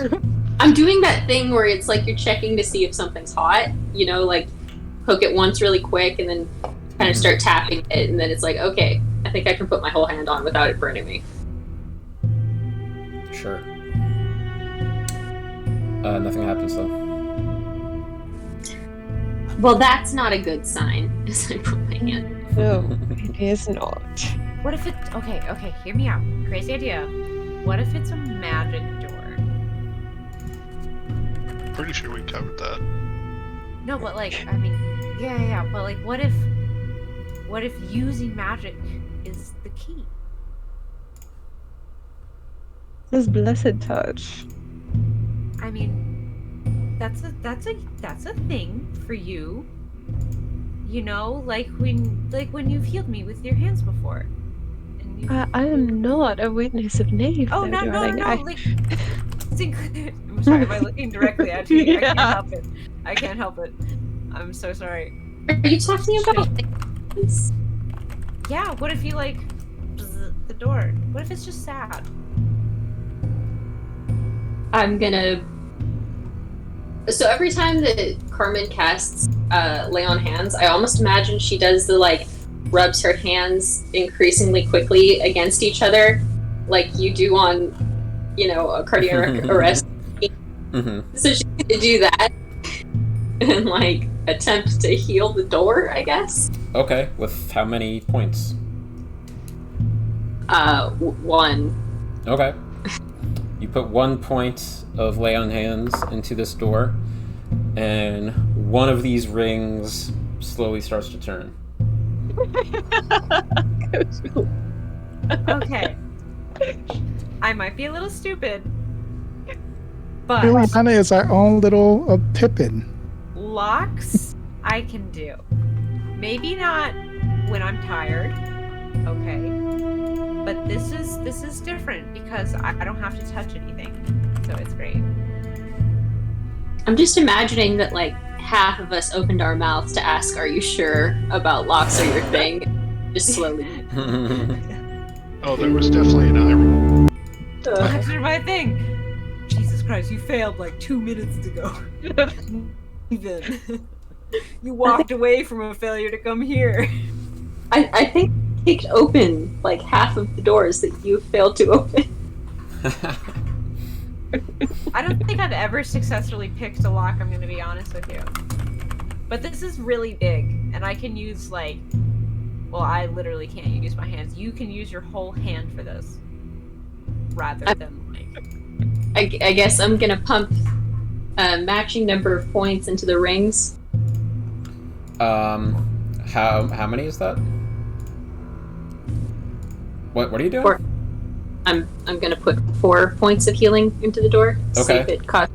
You and do start so, moving. and that one ring continues to turn until it does a complete 180, and it has a sort of line in the center of it that kind of realigns itself, and it begins to glow ever so slightly. And there are 4 more rings.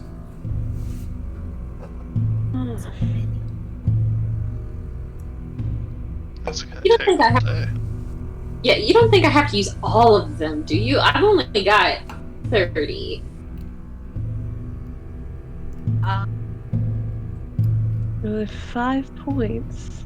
It's a magic death door. I don't think any of us know what's going on right now. Okay, well, I guess I'll do it 5 at a time until the door opens. Does Okay. that sound good? I'd like to, while she's doing this, Rosalind's like, do it! Do it, do it, do launch it! an arrow. Keep a lookout. Okay, make a perception check. It's a disadvantage. 9. Such a struggle bus today. Okay, you don't see anything? Got this guy. So you do 5 more, Sinclair. The next circle turns, begins to glow a little bit, and then makes a perfect line with the one that you already turned that was next to it.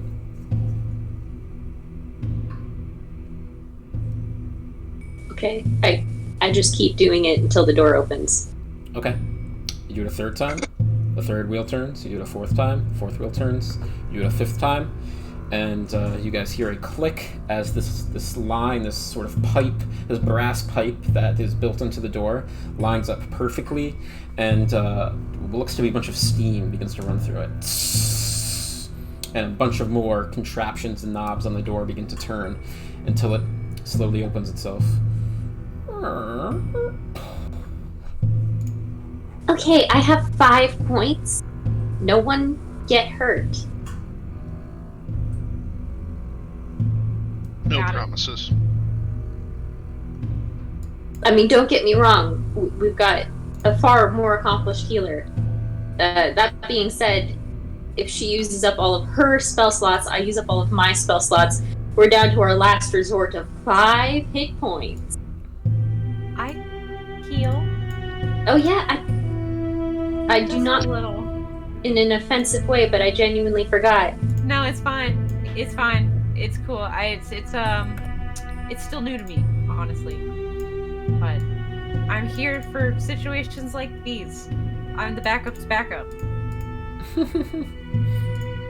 Got it. Well, the door's open now. Do we want to try and see what's beyond it? Oh yeah. Abner's gonna start kind of picking up steam and try and run through the door, just like Battle Axe ready to slide in. Okay. Leroy Jenkins. Oh yeah, hardcore. So, as you enter, Abner, you immediately hear the sound of the organ that you heard earlier get louder and louder. You see a huge statue in the middle of this gargantuan room. You think you must be deeper down than you had thought initially. There are these kind of stained glass windows on the side that are all cracked and broken, with glass and rubble strewn across the floor, and that just lead to dirt and stone on the other side. These great chandeliers that have fallen and been broken across the ground. Pews and altars that have been destroyed, braziers knocked over. This was clearly once some large chapel or cathedral, the main sort of cathedral of this temple. There is a large statue in the center of the room depicting a female form. One that is wearing long robes, standing atop a tall base that is maybe 50 feet tall, but is without a head. The neck is lopped off and is flat at the top. This woman is holding a set of scales in one hand with her arm raised up, and around the head there are 5 floating heads, essentially. They appear to all be different. All have different sort of features, some animal-like, some, more humanoid. But there is a individual playing a large organ at the far end of this room. As you enter, Abner, I assume the rest of you guys are following, not far behind. Oh yeah. Mm-hmm. Did I lose sound, or were you just muted? We're following. We're here. We're good. Might have We're fucked up stoked. my sound. Hello. Hello. I Okay. can hear you. Hello? Yep. Can you hear We're us? good. We're good. Okay, Yep. yeah, we're following. Okay. So you guys Yeah, we're all all- enter this room, and you hear a voice say, first in Sylvan, and then in Common. Well, you've finally made it. He says, Miss Sinclair, allow me to be the first to welcome you home. Then this man bows. At first glance, it is an elven man. But getting a closer look at his features, he appears to have a greenish tint throughout his whole body, one that matches his hair and his skin and his armor. Oh no. He appears to be an Eladrin. He says, looks to all of you, says, Alara, Juliana, Abner, Mira, welcome. How was the journey? Can we kill this guy? You have us at a bit of a disadvantage. You seem to know our names, but I don't believe we know yours. He says, oh, I was under the impression you did know me. You killed one of my close friends after all. Yeah, you kill a lot of people. I mean, Alara, with your brilliant mind, you don't know who I am? Yes. She? Oh, I have a good too. Okay. First of all, I just want to let you know, in Daros's notes, there's the dude that walked out. Yeah. Out. His Oh, name is hold on. Dagon. Dagon, yep. Daegon, and he disappeared. So, throwing that out there, tidbit of knowledge. No, it's probably you would all who know this that. is. Yeah. Is that something you say out loud? Or Like, so, pull it out of my pocket. So, I think I shared it like after we got out of the Feywild. But Mira would have still said that to see if he would confirm. yeah, kind of slowly claps and he says, well done. I've been eager to meet you ever since your expedition to the Feywild. I was lucky to stumble upon this place, as it had a portal right back home built in. In fact, it's just down that way. And he points to, you see a door, behind him. shit. But I was rather distraught when I returned home, only to find that one of my friends was missing and the other dead. And you see his skin turn from green to this cold blue, and a chill goes through the entire cathedral. He says, but we don't need to relive those painful memories. And he says, well, Sister Carmen, what do you think of this place? It is what I assume is your first time seeing it, no? Is it everything living up to your expectations? Everything you've dreamed of? I'm going to kind of shift slightly so that I am directly. I can't do it because he's obviously we're not on a 3, we're on a 2x2. Oh God! Really? Don't. Out. Sorry. Sorry. And okay, sorry. I thought I saw Oh, what's going on here? Is the grid off? No, it's okay, I think, right? No, this is just on my end that I'm having it. Oh. It's a little off center, but I think it's okay for the most part. Yeah. You guys are just a little too big. Fine. Just kind of in the center of the aisle. Wait for this. But you know, it's about as nice as I expected a 1,000-year-old temple to be at this point. He says, I have the same thoughts. Don't worry, we will be doing some remodeling before we make this the new home for the Prince of Fools. And he snaps his fingers, and that the base of this tower, of this large statue, some sort of magical explosion goes off. I need everyone except Juliana and Alara to make a dexterity saving throw, please. Saving throw?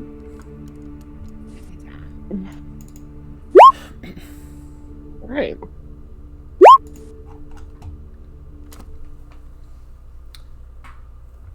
I'm guessing he did it to the point where, like, Abner wouldn't have, Dangersense wouldn't have signed it. Yeah, you could have it. It's just dex saves, so I'll give it to you. Okay. 18. Okay, nice. 19.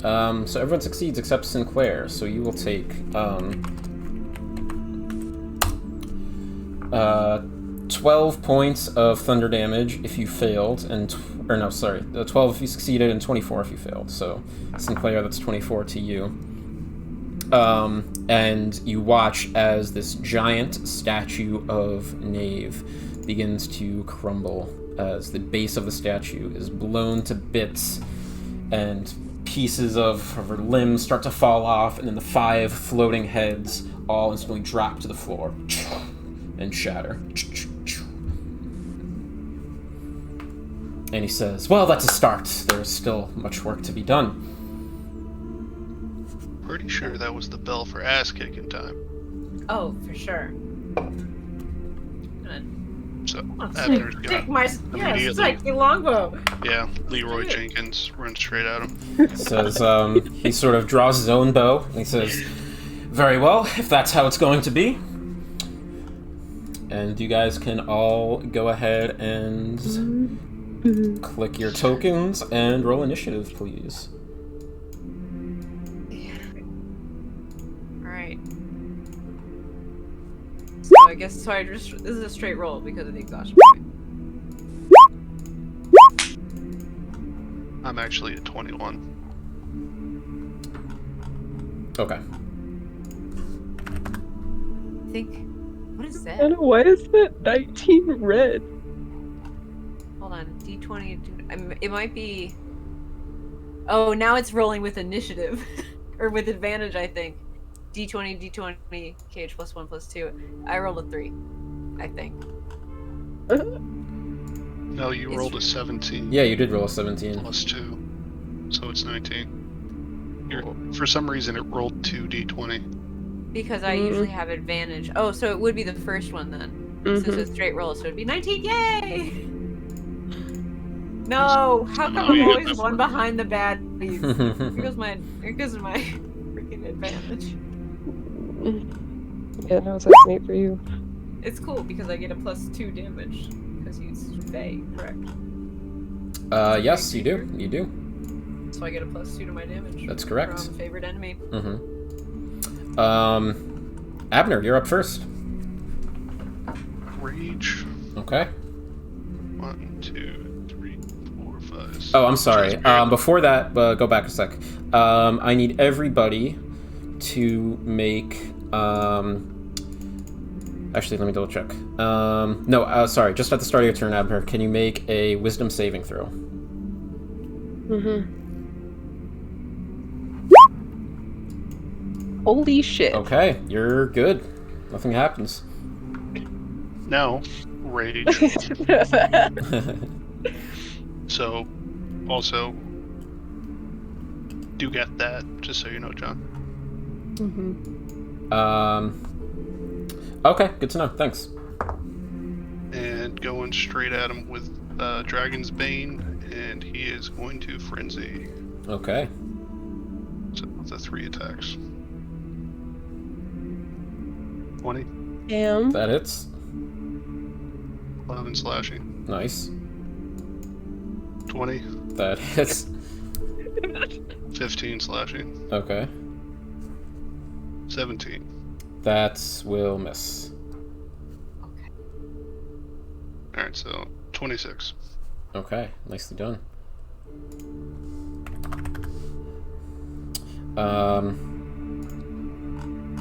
It's his turn.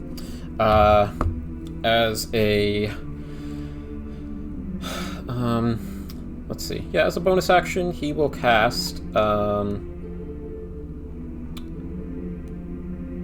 a spell, and you guys see his longsword immediately light up in flame. He goes, and it's on fire.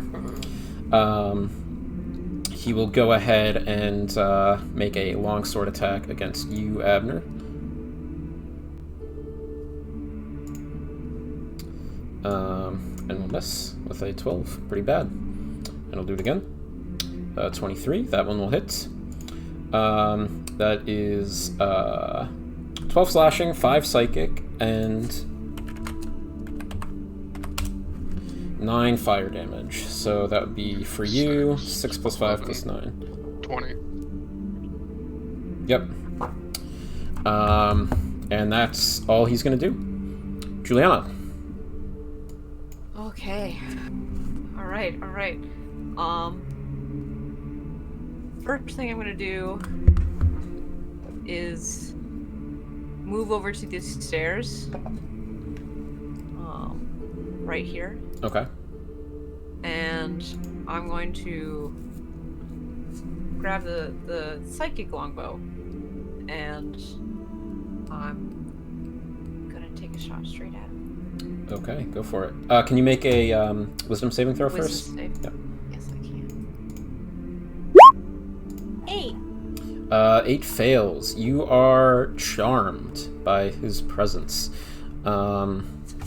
You cannot attack him. Okay. What can I do? You can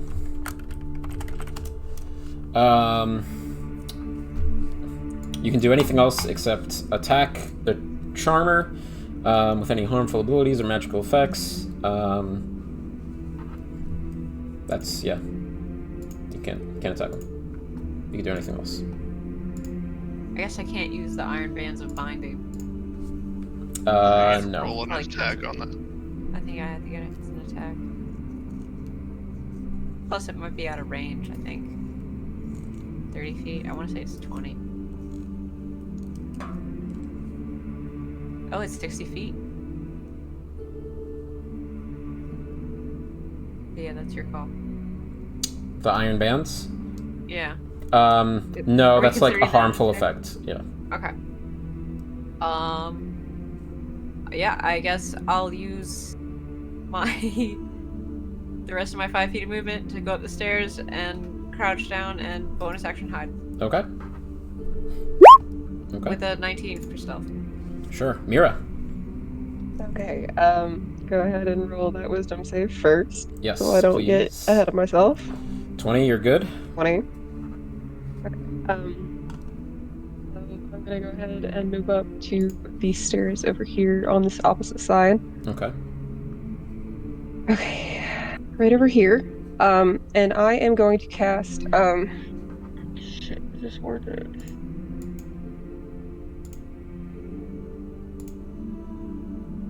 glad I didn't use as many spells as I had originally intended to in the last fight. I'm going to attempt to cast Bane, because I believe I'm within 30 feet. Okay. And that is a charisma save. Can you roll a d10 also? And I just rolled for him for the flame blade. I forgot. Yeah. 6. Okay, you're fine. Who? Okay, I guess obviously him. Yeah, I mean, just take on. So that is a charisma or wisdom save? Wisdom save. Charisma. Oh no, charisma. All right. Oh, 11, thank God. But he has advantage because of his magic resistance, so he gets to go again. That's 24. Oh, so painful. Yeah, Sorry. that hurt. Painful. Sorry. All right, well, That's fine. there isn't anything else that I can do Alara. per se, so yeah, I'm done. Okay. Does she need to make the wisdom? Yes, please. All right, she will have advantage on this. Yes, you will. Oh my god. Oh my God! Oh no, 2 ones. Jeff, Brutal. That sucks. yo. What the fuck? I've had that before, and let me tell you, it is the worst feeling. So Fey Entry gives you advantage on that. You're not immune to being charmed, are you? Oh wait, no. Elf? This is elf. Oh no, that's Okay. like. They're No, He I has think- just I think advantage on he- saving Oh, throws. it's just Yeah, you're advantage? charmed. Magic can't put you to sleep, though. Mm-mm. That is some fucking butts, yo.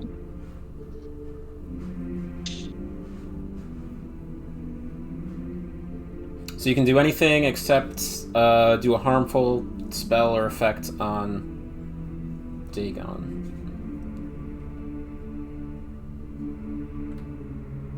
Can't hear you if you're talking. I think I turned it off. All right, she will just sit over here and say hi, Kaya. No action? Nothing? Okay. Alright. Rosalind is gonna have to make a wisdom save. Fails. She's charmed, but she will fight through it and cast Enlarge on Abner. Abner, yeah. you are double your size. Get a little extra damage there. And then she'll just move over here. And Carmen is up. Amdra, I don't know if you're there, if you're on the phone. Yeah, I'm on. Okay. I'm on the. But I will. Look, I'm gonna take a wild guess and say the fact that 2 of the people I'm fighting with have just casually left the fight. I'm just gonna walk over to. Oh, can you make a wisdom save? Oh fuck yeah!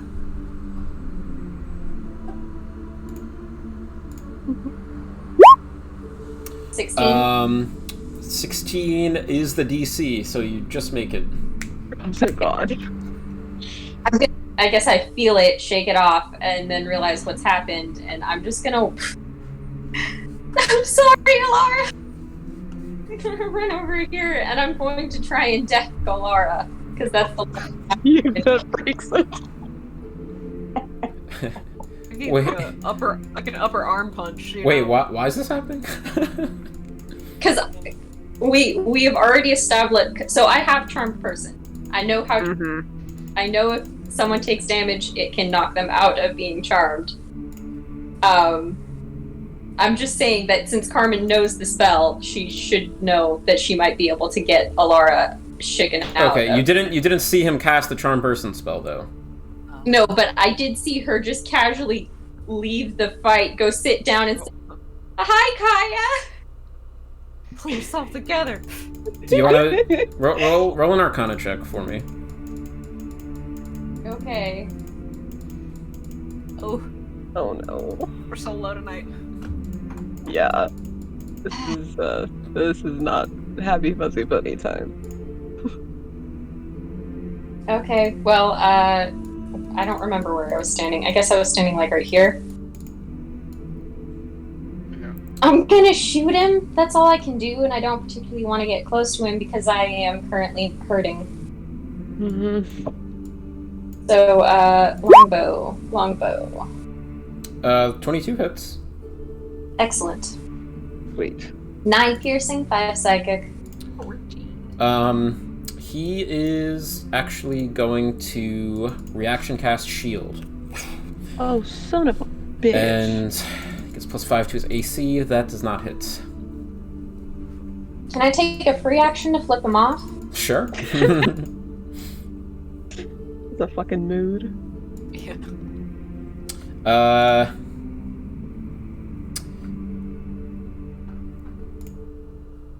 Okay. One for Rosalind too. Okay, Abner, you're up. Top of the order. You're huge.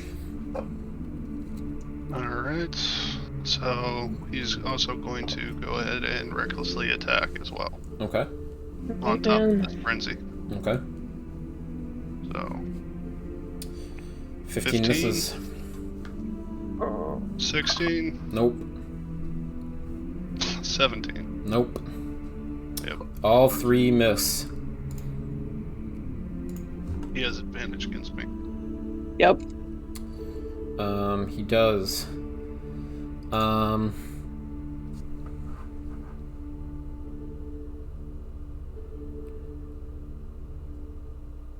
Gambled and lost.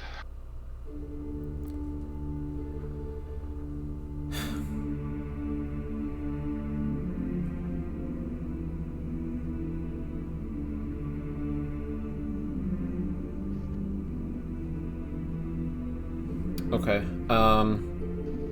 He will just attack you.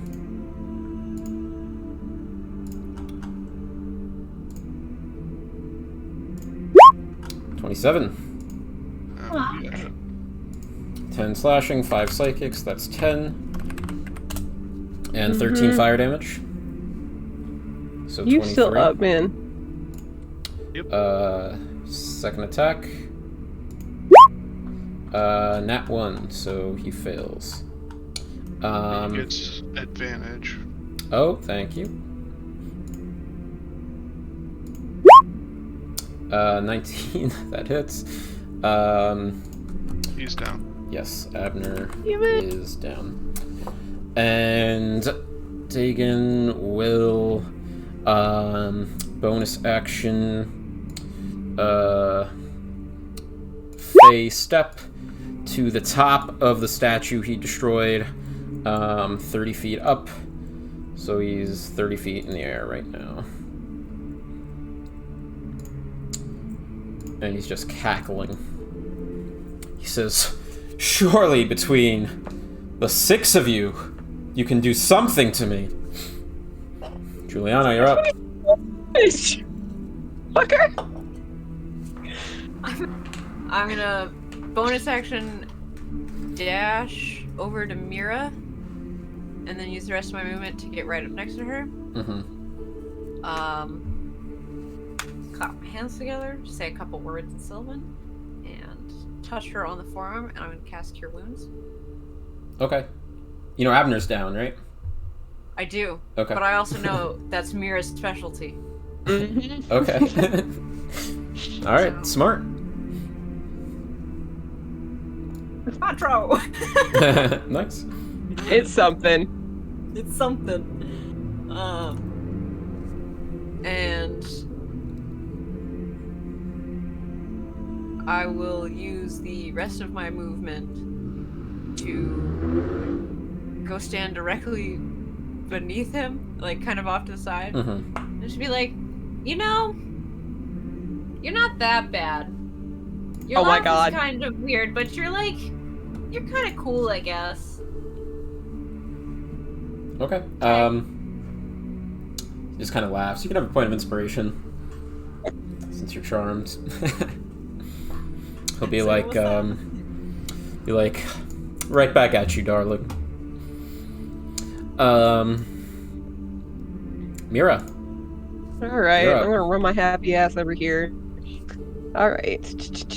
Okay, and I'm going to cast Cure Wounds at 2nd level. And because of my Circle of Mortality, it will automatically do max healing. Does Juliana get another saving throw at the end of her turn? No, it lasts for a minute. Yeah, it lasts till the end. Full duration. Oh, and Juliana, can you roll a d10, please? And also Mira for the cure wounds. Okay. Oh, one. All right. Oh my god, so I didn't get those points at all. Nothing not happened. necessarily. That's not true. Oh god. So, can you roll a d100, Juliana? This could not get worse. Oh my god. 56. Okay. All your hair falls out. Oh, wonderful. That's great. You are totally bald. The feather just That's goes fun. floats down. it's just all.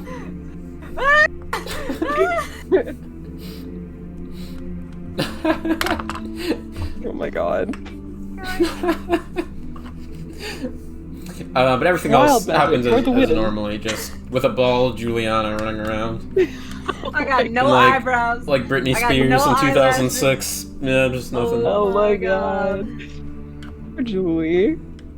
Jesus. Alright, Go for the Abner. day. I'm bald. Because Oh, Abner, You you do get the cure wounds. Did you roll for that? yeah. Just a d10? I don't need to because the Circle of Mortality, he gets automatic max Oh, heals okay. because he's Nice. down. That's 19 points. There you go, 19 points. So you're back up. What the fuck can I do right now? Because I'm getting real mad. But I cast that at a 2nd level, and I don't have any good bonus action cantrips.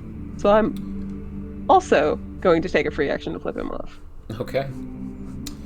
Alara, you're up. Lara will say, Kaya, go play with our friends. And she'll just fly off towards Juliana. Okay. I'm going to go and look at these runes again. And so she just steps out of the room. Okay. Alright.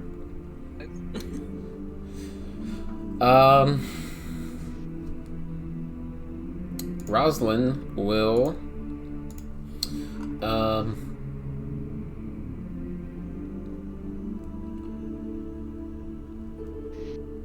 let's see.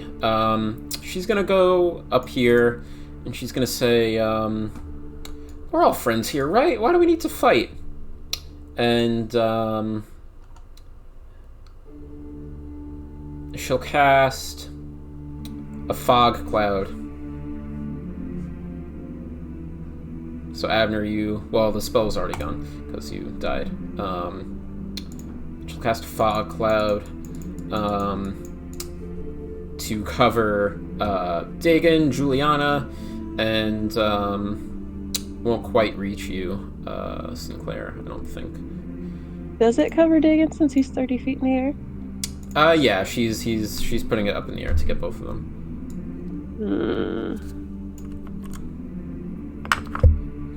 20-foot radius, so we'll say 20 feet in the air. See my toes.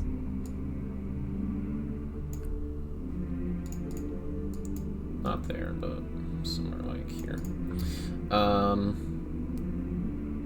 Okay. Carmen.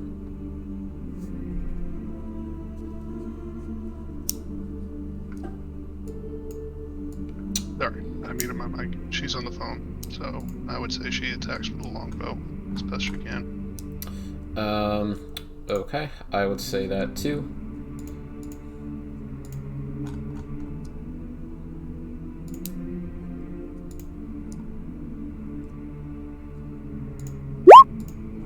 And, well, that'll be disadvantage because of the fog cloud. 10 will miss. She'll do it with her 2nd attack. And will also miss. This sucks. This is not This going is great. not going well. And she'll stay put. Abner, you're up. And you're up. Literally and figuratively.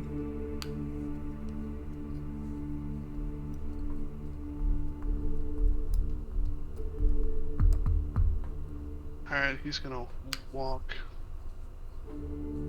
to the edge of the fog and just he'll ready an attack. And he'll scream to Dara, or the Dagon. Yeah, Dagon. Mm-hmm. I know you plants love fertilizer. I can shit on your head if you come down here. Oh my god. Get him! That's so gross. You want to roll an intimidation check? You can do it for free. I won't make you use an action. Nat 20. No. Yes. Kind of Exactly what I kind of furrows his brow, and he says, and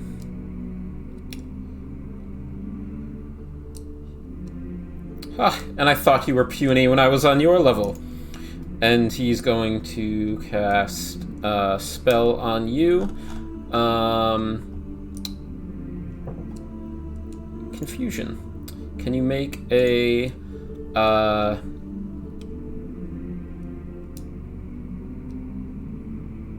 Wisdom. yes. And Mira, Mira's in that as well.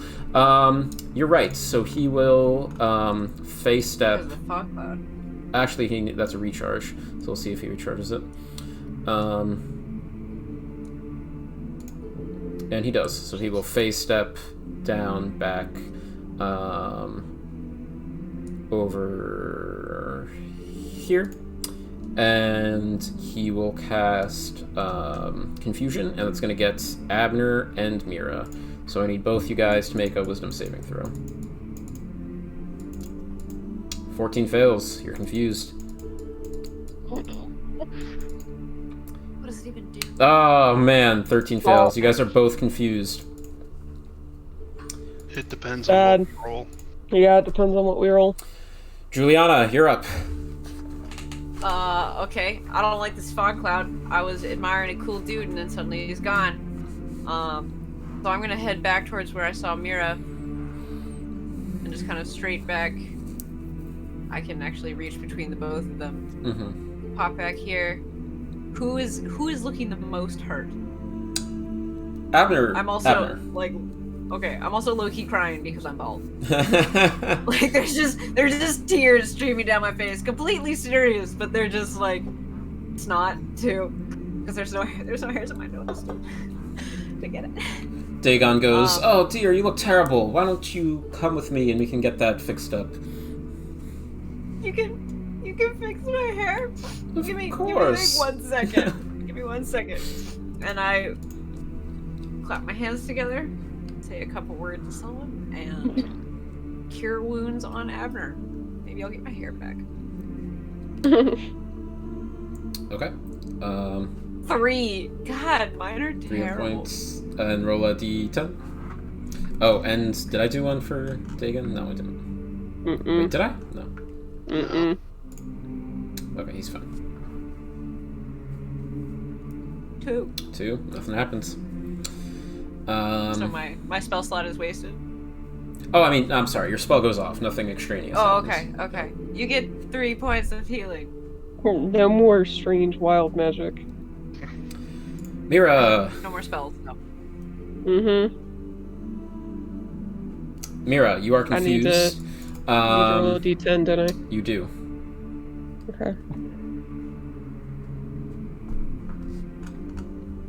3. The creature does not move or take actions this turn. So, we skip Mira. Alara, you're out looking at runes and things. Anything else you want to do?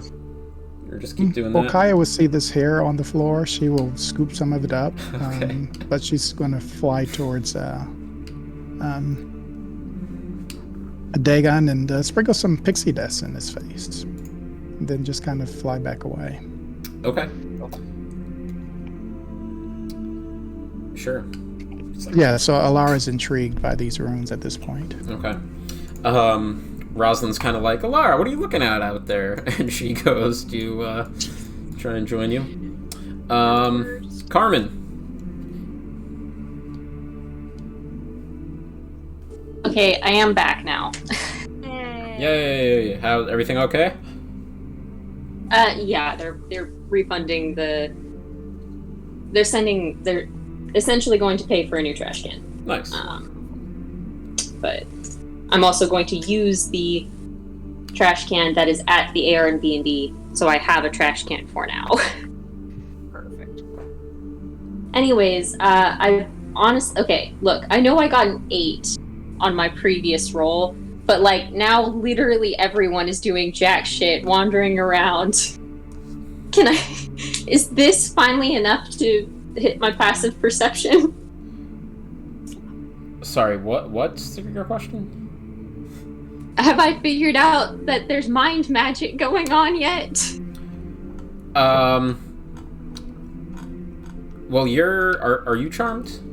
No, I'm the only one who's not under some kind of... Oh yeah, no, you understand they're charmed, yeah. Go get him, Tiger.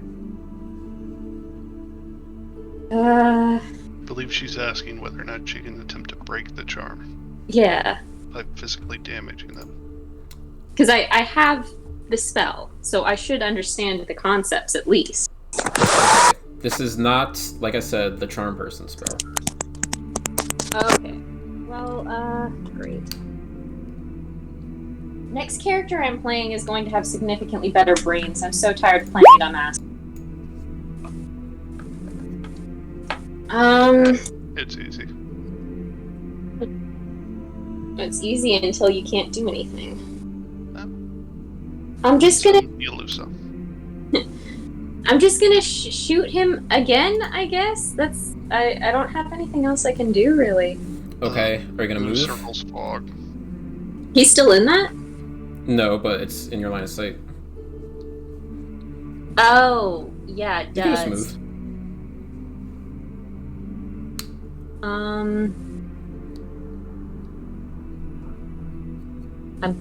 I mean, I have enough movement. Yep. I'm gonna go stand at that wall. Can I see him? Yep. Okay. Yes, I know my battery is low.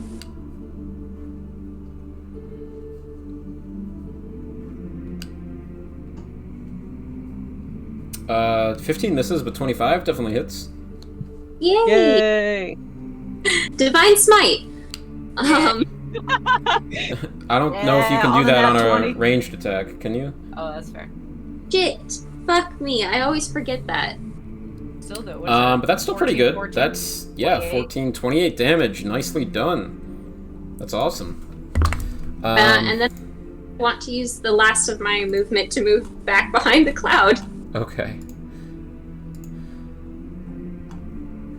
I know he can face step, but like, still. Yeah. Well, also, one thing we forgot.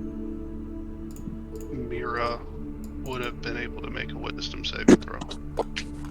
Oh, at the For end of the my confusion? Yeah. Yeah, you can. turn.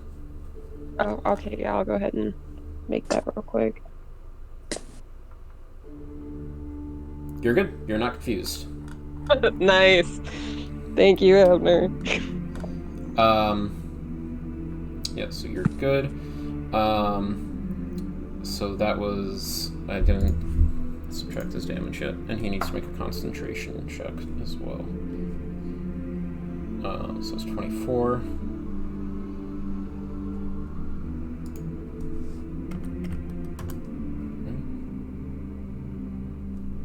Okay.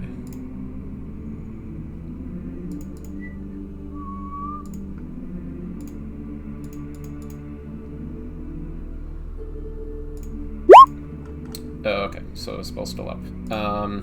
Abner, I need a D10. 5. No movement. Yep, nothing happens. Okay, it's his turn again. Hold on. Yes. Wisdom saving throw. Yes. 1. One. And Reroll? Go ahead and reroll. 14. 14, not good enough. He will.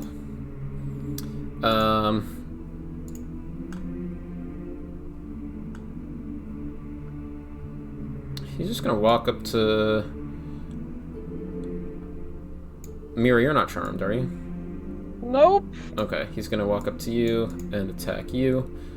Of course he is. Fucker. So he dropped the concentration on Flame Blade, so it's just a regular attack. 13 will miss. 23 will hit. Yeah, that'll hit. For 4 slashing, 7 psychic. 11 points of damage. And he gets his phase step back yet again. He will phase step onto this balcony over here. Do you have disadvantage on those attacks because of the pixie dust? No. But he probably should have.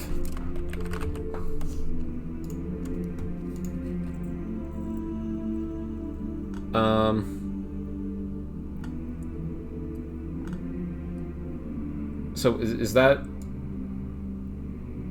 Nope. what? That was something you came up with. I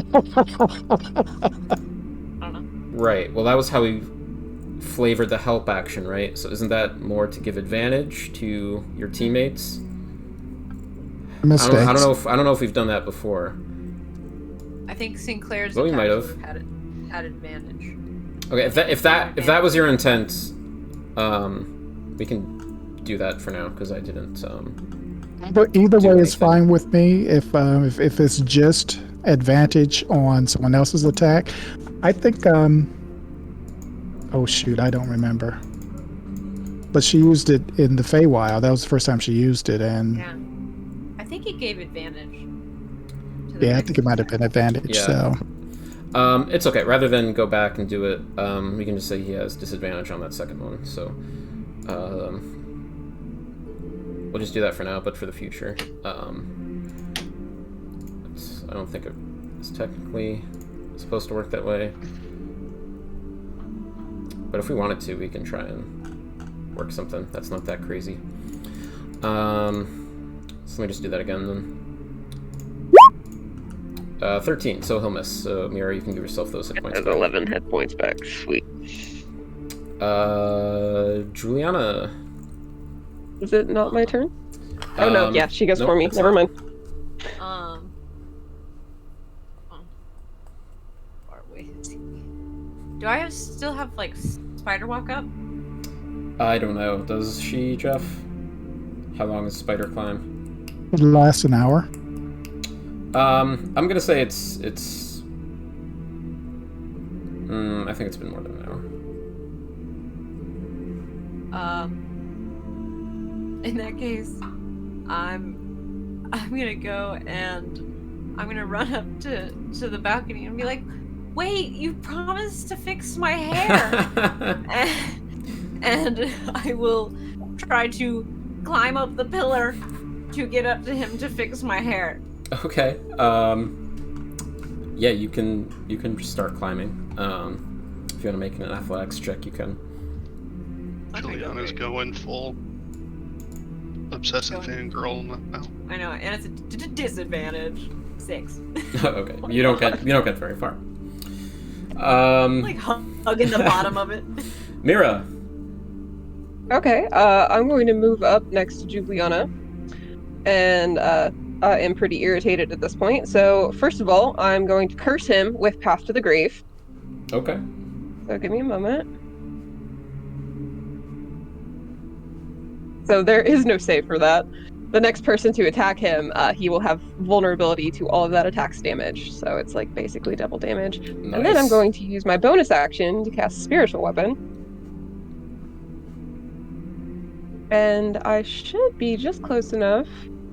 It's a 60-foot range that I believe I can summon it anywhere near that. Absolutely. So I'm going to put it right behind him. Okay. And it is the big gas gauntlet. Okay. And I am going to attempt to punch him off of the balcony. Okay, go for it. Make an attack roll. It's a melee spell attack. Damn it. He's still fucking cursed, so the next person to hit him does double damage. Anything else, Mira? Nope. Alright, Alara and Kaya? Alright, Kaya will... she has, flown back to scoop up some more hair. She's just kind of like putting it in her pockets, and she's making She's her slowly becoming stuffed with like black hair.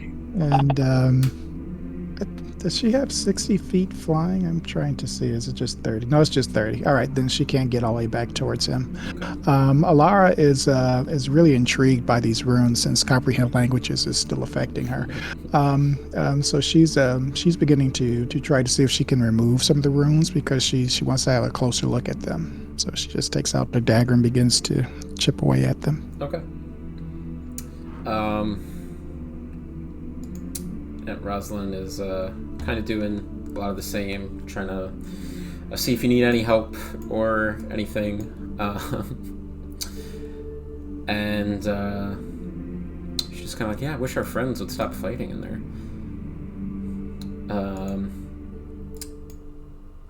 Carmen.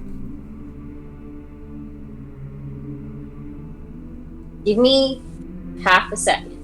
Half a second. Okay. 0. Just.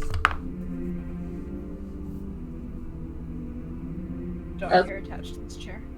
I would like to take... Ah, shit. I don't have enough movement to get close enough to do that. Well, I'm gonna stand right here. So I have just enough movement to get around this circle without having to walk through it. Okay. I'm gonna shoot him twice with my longbow. Okay, go for it. Hopefully I get to do something significantly cooler afterwards. Those both hits. Damn. Yes, Right. double damage. The first one will have double damage. Okay, so that 8 piercing and 1 psychic. Ooh. Better than nothing. I know. Double. So you have Double 18 on the is 8. first hit. Yep. Yeah. 18. 9. 27. Yeah, that is a total of 27, right? Look at me and my math, guys. No. Yeah. Good one tonight. You're right. Okay. So, with that, Carmen, your first arrow pierces his arm. A second one right in his neck, and he begins to laugh and cackle as his body slowly begins to deform and melt. He starts to bubble up. And you hear laughing echoing throughout the cathedral as this gooey clay substance starts to drip down from the balcony. Juliana, you can see near you. You are snapped out of your charm. You all come back to your senses, and left behind is just a pile of dust and clay and hair. Bless you. Thanks. I thought I was gonna sneeze again, but I didn't. And that's it. Okay, what just happened? What just happened? Why am I bald? I was cool with it like 2 seconds ago, but I am not cool with it anymore.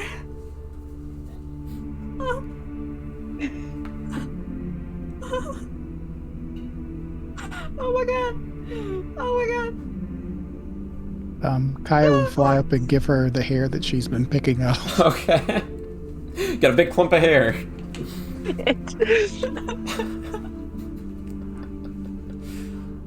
Does it stick? Can I stick it back up?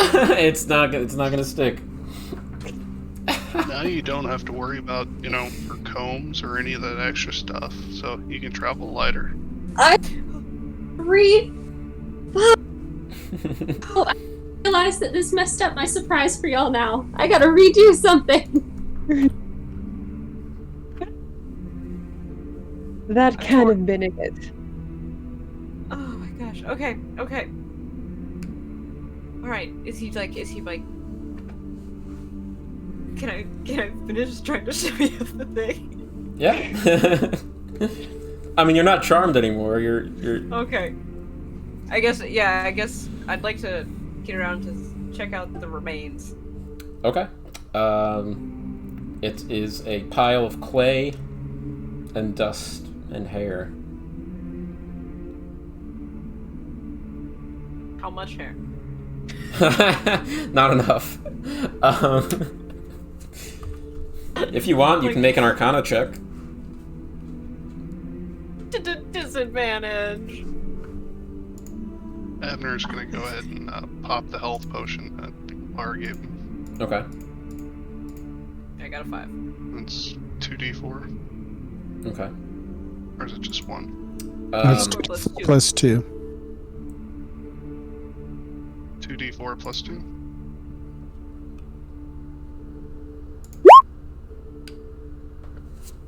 Oof. Beepers. Okay. Rosalind comes in. She's like, "What the hell happened?" Did you have fun standing outside the room? No, not really. I'm sorry, guys. I don't know what came over me. You people need to meditate more.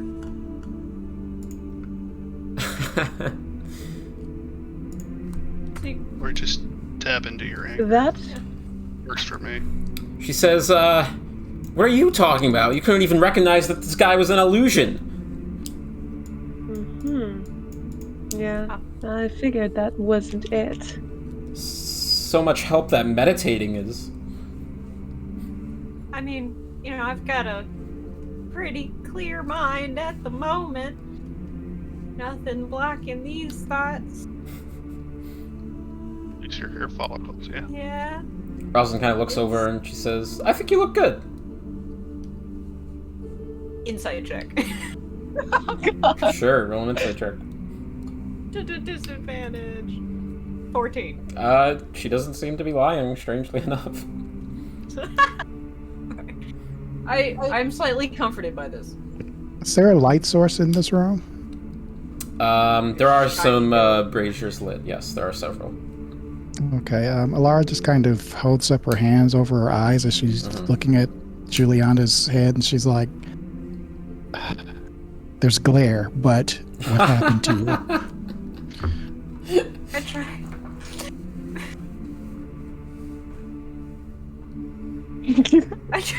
I tried. Yeah, I can't actually fit that over my headphones. But Juliana's gonna like shrug up and like. Don't you have a turtle. cloak? I do. I'm turtling in the cloak. I'm just embarrassed, holding it under the chin.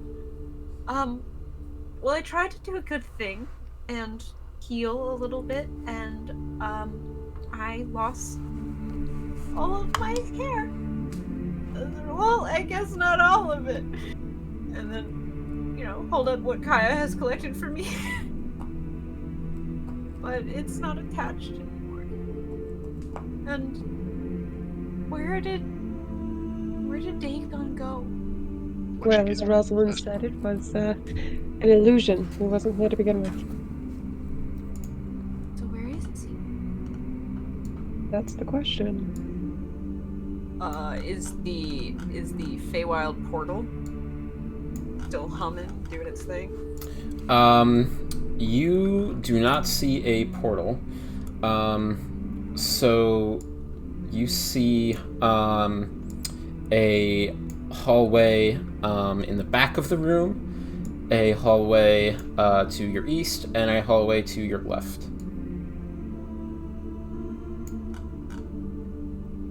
Abner's gonna look at each one of them and just yell out top of his lungs, "You twat of a tulip, come out and fight!" Can Alara look at these remains, see if she can pick up any information? Yeah, make an Arcana check.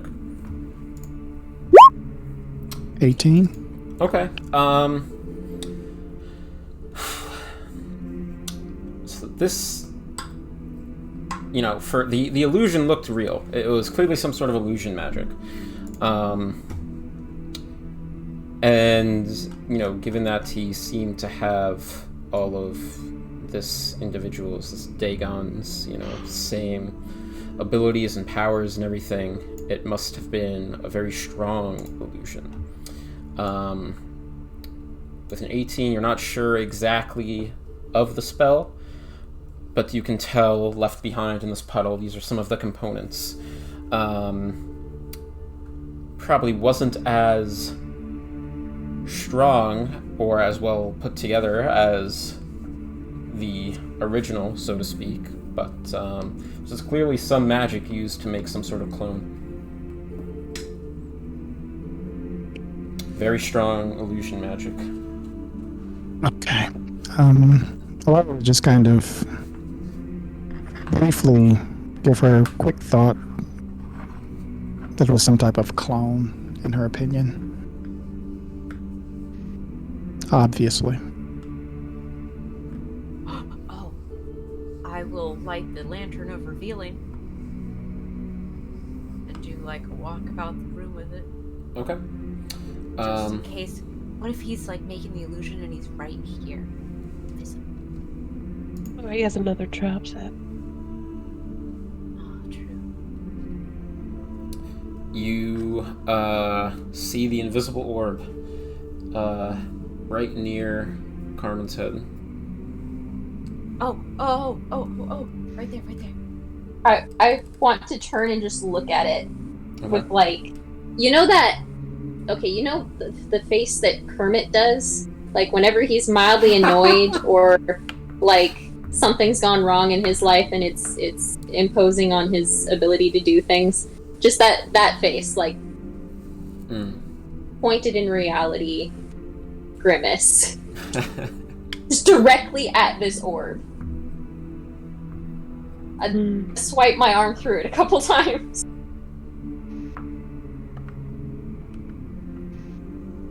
You do, and the orb goes away. At this point, you all hear a voice coming from the south chamber, the one you left from, or the one you entered from, I should say. It's like, hello?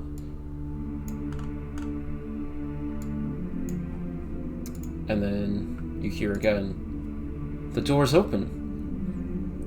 And you see walk in a individual, a robed figure, wearing very similar clothing to you, Carmen.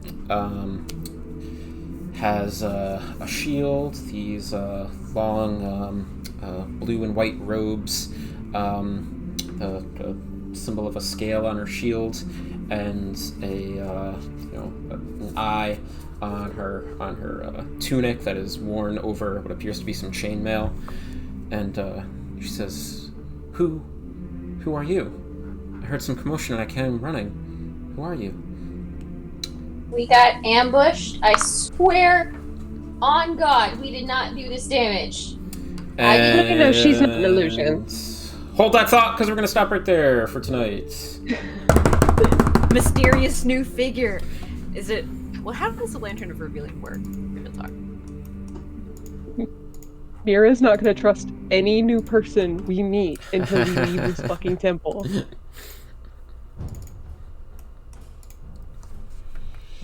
And that's all, folks. Thanks for playing, guys. And thanks for watching. If anyone's still in the stream, appreciate you. Tune in next time, and we'll see how things proceed here with Dagon and this temple and what's going on. So. And they balled Juliana. Juliana.